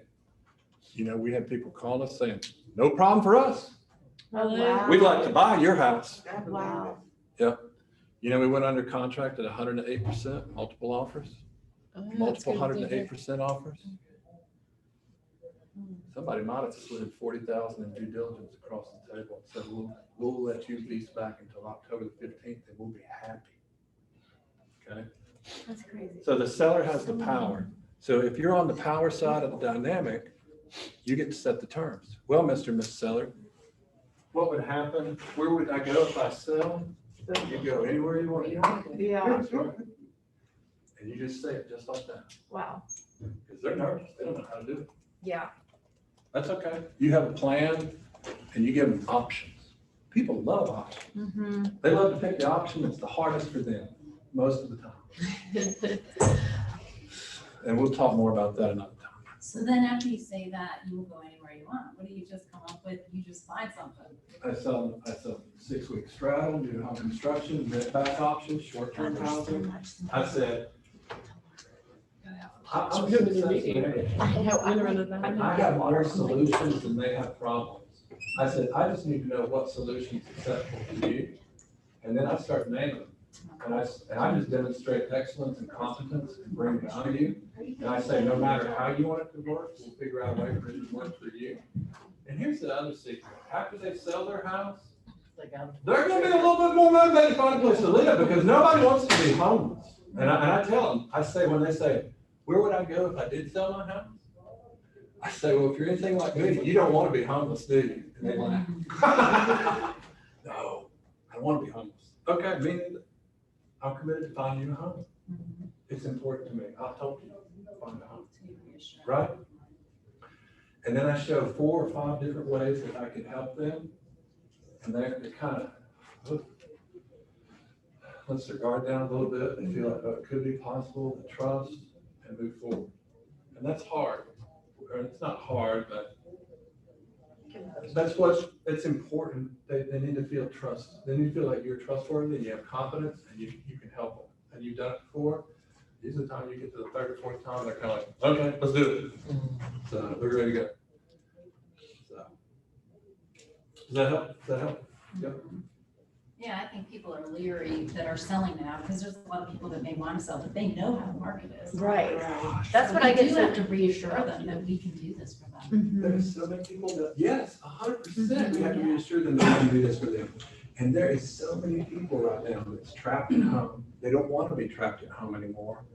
And I think if we get this vaccine, July, August, or 4th quarter, whatever it works out to be, where we get some herd immunity, woo, I think the market's going to bust open. Because our major problem right now is inventory. Just imagine if people felt like they could be safe and bring their house to market and reasonably find something that was affordable. Who wouldn't want to sell? It's expensive and painful. I'm glad you're saying this. I just sold my house this past week. Bam! But not on my own. We had someone come to us and say, we have a buyer for your home. And I was freaking out because he's like, I don't want to buy now. So we ended up, we're under contract. Congratulations. But I'm scared to death. too. Congratulations. Yeah. What are you scared of? Where we're going. And I guess we're gonna rent. Because my husband's like, I don't want to buy high, I don't want to buy high, but I'm trying to kind of talk to him. Maybe we should buy. You want some scripting for your husband? Yeah, Exactly. Don't y'all tell him. We're going to help Kristen. He's going to transact tomorrow. Okay. Are you going to do cash or finance? Finance. Well, this is the other thing. Our house isn't selling. We're not closing until August. Okay. But okay, so financing probably. Okay. Do you have a lender? Are you working with them? I'm on it. I'm trying. You're doing awesome, Erin. That is really right where you need to be. Okay, but she knows her husband better than that. She already knows if he's got a lender because she's the one that called the lender and got him, right? So, Kristen, so here's the scripting there. 3 out of the last 5 housing recessions, when the market went down, homes were more expensive at the end of them than at the beginning. And of the 2 that they went down, the 1993 recession, they only dripped by 1%. And it was that recession was so short that it may have just been a housing fluctuation, not related to it. The only one in the past 50 years that's been negative for housing prices was the 2008 recession, because those undocumented notes, the banks didn't have proper value on the home. Here's the thing about real estate. It's really worth what it is. And the market is cyclical, but it is incredibly hard to time the market. So It's what, incredibly what? incredibly hard to time the market. And here's the thing. Real estate is an appreciating asset. 3 of the last 5 housing recessions, homes have been worth more when 3 of the last 5 economic recessions, homes have been valued more highly after the recession was over. There's a greater likelihood that houses are going to be more expensive if we wait than if we don't. So, Mr. Seller, maybe it's good that we become Mr. and Mrs. Buyer and go ahead and transact on something good. If we were to build a new house, here's when we could be in it. So you're creating solutions. And to take advantage of the lowest rate. Right. Yeah. So Exactly. basically, they're That's gonna the be kicker. there. Typically, it's been higher at the end of the recession, the home prices. She just shared with us that she sold her house, so I'm trying to get her husband to buy. So he's just talking about that. It's so hard to. You don't want to be exited at the same time. Okay, here's a housing price index for the Raleigh market. This is now. This is August. Here's a year ago. Who knows how much homes cost now relative to a year ago? Like a lot more. You mean the percentage increase? Yes. About 20, 30%. 17%. Good. I realize I'm throwing things out there. Here's the thing. In the triangle market for the last 4 years, we've seen 10% appreciation in prices year over year over year for 4 years. So that means the home that was worth 100,000 4 years ago is now worth 140. But the home that was worth 200 is now worth 280. It now costs 280. The home that was 300 now costs 420. The home that was 400 now costs 560 relative to what it was 4 years ago, right? We're going up by 1% a month, 5% over 6 months. Okay, this is April, August. I mean, you're telling Mr. Buyer over there, do you really want to pay 4% more in August, or do you want to get it sold now and get under contract and purchase now while rates are still at historical lows before they go up a point? We pay 10% more. So we're going to have to hustle. We have to be creative, but I think we might want to see if we can accelerate this process and or whatever. But that's exactly where we are in the market. We're going up by 1% per month. So you wait 4 weeks, it costs 1% more. 400,000 just costs 4,000 more. You wait for 6 months, it goes up by 20, by 20 on a $400,000 house. Well, I'm guessing too that you chose to sell when they approached you because there was a nice profit. Yeah. So to maximize that profit, you want to buy while the rates are what they are, and then there's that. So yeah, that's we'll see. That's a fun way to be involved too, on your side and on the realtor side. You're a smart video guy. I videotaped that so I could show him. I know what you're talking about. You're like, I know. It's just, Okay. Last chance. Anything anybody wants to do for scripting? I know that I was off script, but I believe in being real, personable, and talking about pain and real issues in people's lives, and then having answers and solutions and thinking about real estate, establishing rapport, relationship, competence, expertise, excellence. In a nutshell, that's what I try to do. And yes, go. And may be related, may not be, but I saw where it says commission is too high. Yep. So one of the questions that I saw in some real estate group that I'm part of is that somebody said, does anybody else notice that the price of houses are ridiculous, but the commissions seem to be getting smaller because the buyer's agents are going down? So do you have any feedback on that, or thoughts or ideas? Because it seems like they were more at like 6%. Now you're seeing a whole lot more of the 5% listings, and so it seems like the buyer's agents' commissions are getting smaller. I know with like Ryan Homes, they're down to like 2% for buyer's agents. I know lots of land that typically, raw land that's typically listed at, a minimum of 6, but typically 8 to 10%, give or take the location. They're paying, they're not even putting a percentage for the buyer's agent. They're putting, $6,000. When you do the math, it's like 1.3%, and for the buyer's agent, which I'm just curious if you have experienced or noticed or have any thoughts or feedback on that. Yes. You asked a lot of questions. I did. Those are good questions. They're all related to commission. Yeah. And you ever been to a hotel? Unfortunately. Yeah. You ever been to a 1-star hotel? No.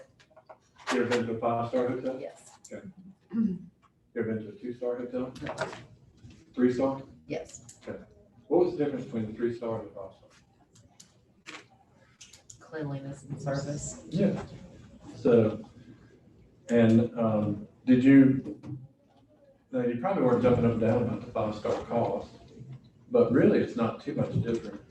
But here's what I find: if you deliver 5-star service, a lot of people don't blink an eyeball about paying for it. That's what my thought was, but I think I'm just surprised because I obviously deal with more buyers right now, and I'm always a little taken back with the buyer's commission sometimes on it's like, Yeah. So I don't know.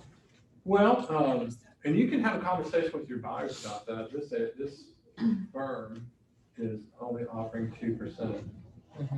And I have a certain minimum of whatever your minimum is. And you can ask you can tell that to your buyer. I told you I would tell you up front, be transparent, what they say.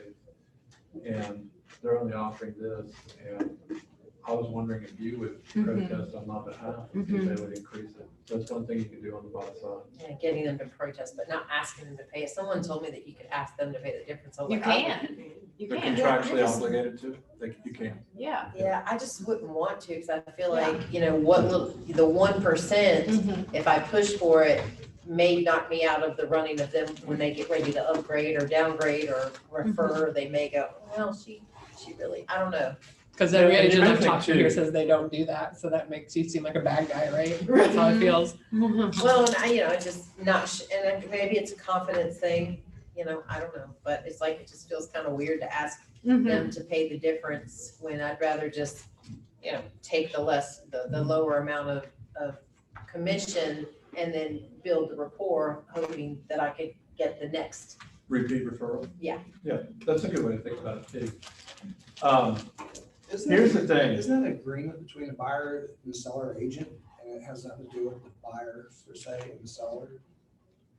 Yeah, it's what the 6% is seller gonna is be willing no to matter list what. it at. It's what the seller's willing to list it at and what the listing agent's willing to share it at. Well, yeah, I understand that, but when it comes to the buyers, like say, you know, Keller Williams, they offer 2.4 to any buyer's agent, no higher, whatever, but it can be negotiated between the agencies, correct?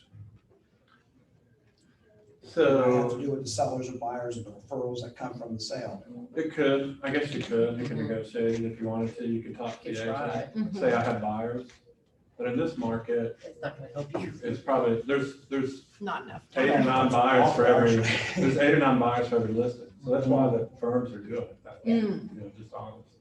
Because they don't have to. Because they got people lined up around the block willing to bid on that. Yeah. home. So here's the thing, figure out a way to stay in business long enough for the market to reset. And then, you know, you'll have more leverage in the future. Well, I don't know. But I'll say this too, Yes. DR Horton just paid me 3% for a listing, and it was the first time that I showed these people that were out of town from New Jersey, and they said, we can't believe this, but we want to put an offer in on the first home we saw. And I said, I can't believe it either. I'm not gonna stop you. Never stop a sale. I took them, they said, we want to see some others just for fun. I said, well, this one could be sold when we get back. Everybody got a little nervous. And the sales guy was smart. He stood up and said, I set 2 more appointments for this afternoon. I said, high five off the top rope, my man. You're helping me out. It was good. So, and then they said, we still want to see some other houses, but we want to put an offer in on this one. I said, well, it's hard to do both at the same time. But I said, let me go down the street to this soybean field and see what's happening. So we went down the street to the soybean field, and there was foundations. There wasn't any houses. And they were looking at it going, God, I don't know if we want to live here in 12 months. And rent in between, or we could have that house on the day we want it and ready to move in. So, well, oh, we want to go back up the street and put an offer in on that house. I said, I sure hope it's there. He said, let me push on the gas hard. So they rushed in and they said, we want it. He said, it's good news. You beat the other people. And there was somebody rushing in to look at it right at that moment. He said, right faster. Here's my credit card. Oh, my Lord. Where was that, by the way? Willow Springs. But here's what I did. And this is what I told them. I said, they said, how did you find it on the first house? I said, I listened to what you said. I sent you the homes in the MLS that fit your criteria, minimums, and I only sent you those homes. So there wasn't but 7 or 8 homes, 10 homes that fit their criteria. And they're thinking, we're gonna look at all 10. I said, this is the best one. I said, we started with the best. They said, we want it. I said, sounds smart. I want you to have it. Yeah, I want you to have it. And DR Horton said, we'll pay you 3%. So there's builders out there that pay, yeah. And different builders at different locations have different percentages. Right. So you have to kind of figure out which locations are doing what percent. I do have a question, particularly with outer state buyers. Yep. I had an issue, I lost a potential client, explaining North Carolina due diligence earnest, and I guess where they came from, and they were older people, so they may just not have quite understood. No, it's confusing. Nobody gets it. I don't know why we do it the way we do. It's hard to explain. Like, how do you explain the due diligence versus the earnest and, like, when they came from the, they were buying here, but when they came from the seller actually paid for the home inspection. So they were just like, and then I lost them and it was just. David came from Pennsylvania, so he can relate. When I come from Pennsylvania, there was no such thing as due diligence. Okay? You put an offer on a house, it's earnest money deposit now. Yep. And the listing agency, the listing broker has to set up an account where you put the money down. Seller don't get involved. Okay? So That's why I understand down here why this due diligence thing is going on. may I add some value there? Because that is true in Pennsylvania. My wife's from Philly. I appreciate Pennsylvania. And I don't get into all that with them. It could be, I have folks from Jersey, I have folks from all over. Here's how I do add value to people there. I say, well, Mr. and Mrs. Buyer, as you're probably well aware, real estate is all about location, location, location. And all the homes we're going to be looking at today happen to be located in North Carolina. And in North Carolina, we have 2 time periods. And both of them involve money. And both sets of money will be credited toward your eventual purchase price if you choose to complete the transaction. So let me explain the first time period to you. The first time period is what we call due diligence time or due diligence time period. In North Carolina, due diligence money is given to the seller. It's at stake immediately. It has to be presented at the time of contract. So that money is at stake in the seller's property. It is considered for the seller a convenience in exchange for taking the home off the market. Now, let me tell you why that is in North Carolina. North Carolina is a buyer beware state. A buyer has the capacity to unilaterally terminate the contract at any time for no reason. And so the seller must be compensated with due diligence money in order to induce them to take the home off the market. And let me tell you about the second time period in North Carolina. The second time period is called earnest money time period. After your due diligence inspections have been performed, in about 7 to 10 days, we'll enter earnest money time. It's the buyer's responsibility to present some additional earnest money. You don't have to, but I suggest that we do in this current market to continue to reassure the buyer that, or the seller, that you are earnest in making the transaction.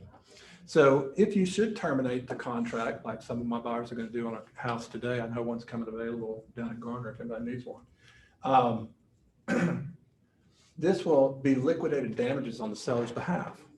So if you should damage their capacity to sell by getting them in a long-term contract, getting them off the market during a hot time, you should pay the seller due diligence up front for the privilege of performing inspections. And you should pay them earnest money to ensure them that you are earnest to complete the transaction in between due diligence date and the end of the contract. It's because once we're in contract, the buyer has somewhat more power than the seller in terms of the contract only. I wish we'd recorded that. That was very eloquent. Right. I'm trying to write it down. No, it was. That's the best I've heard it said. Due diligence and earnest money. And then you just talk about why. But earnest money is really a time period? It's optional. It's about communication. It's about how to communicate to the buyer. And because people don't understand it. Yeah. But you need to make it, you need to make it understandable to them. And I've found that that seems to be the best way to make it Say understandable. just that part again. I got up until the second period is earnest money, and that is.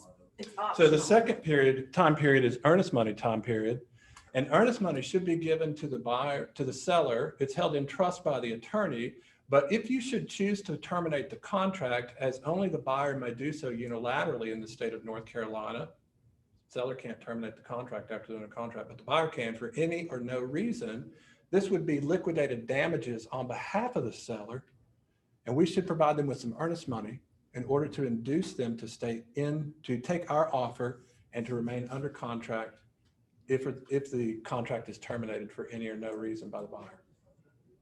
And the buyer has almost no power, but that's the one thing that they do still have in the contract. And that working with real estate's brochure explains it really, really well.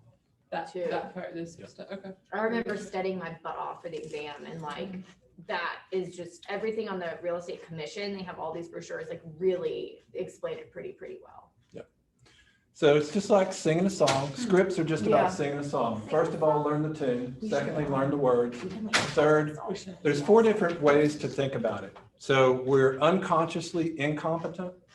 We are consciously incompetent. We are consciously competent. And we are unconsciously competent. And we want to get to unconscious competence. And scripting allows us to do that. Have I ever shared that story with somebody before that Shanika just asked about? Yeah. So, I mean, I don't say it the same way every time, but I have some talking points that help people understand it. And then I put that forward to them and help them with that in that way. Hey, I had a good time today. Who had a good time? Yeah. I got a jet. Good to see y'all. Thank Take you care. so much. Thank you. These Yeah, people I in mine think are I'm like, gonna take 5 and go to the restroom and everything like that. Jessica should be in here by that time. Oh, she did another class? Ugh, I She's got like, on, well, I got dizzy all of a sudden. I think that.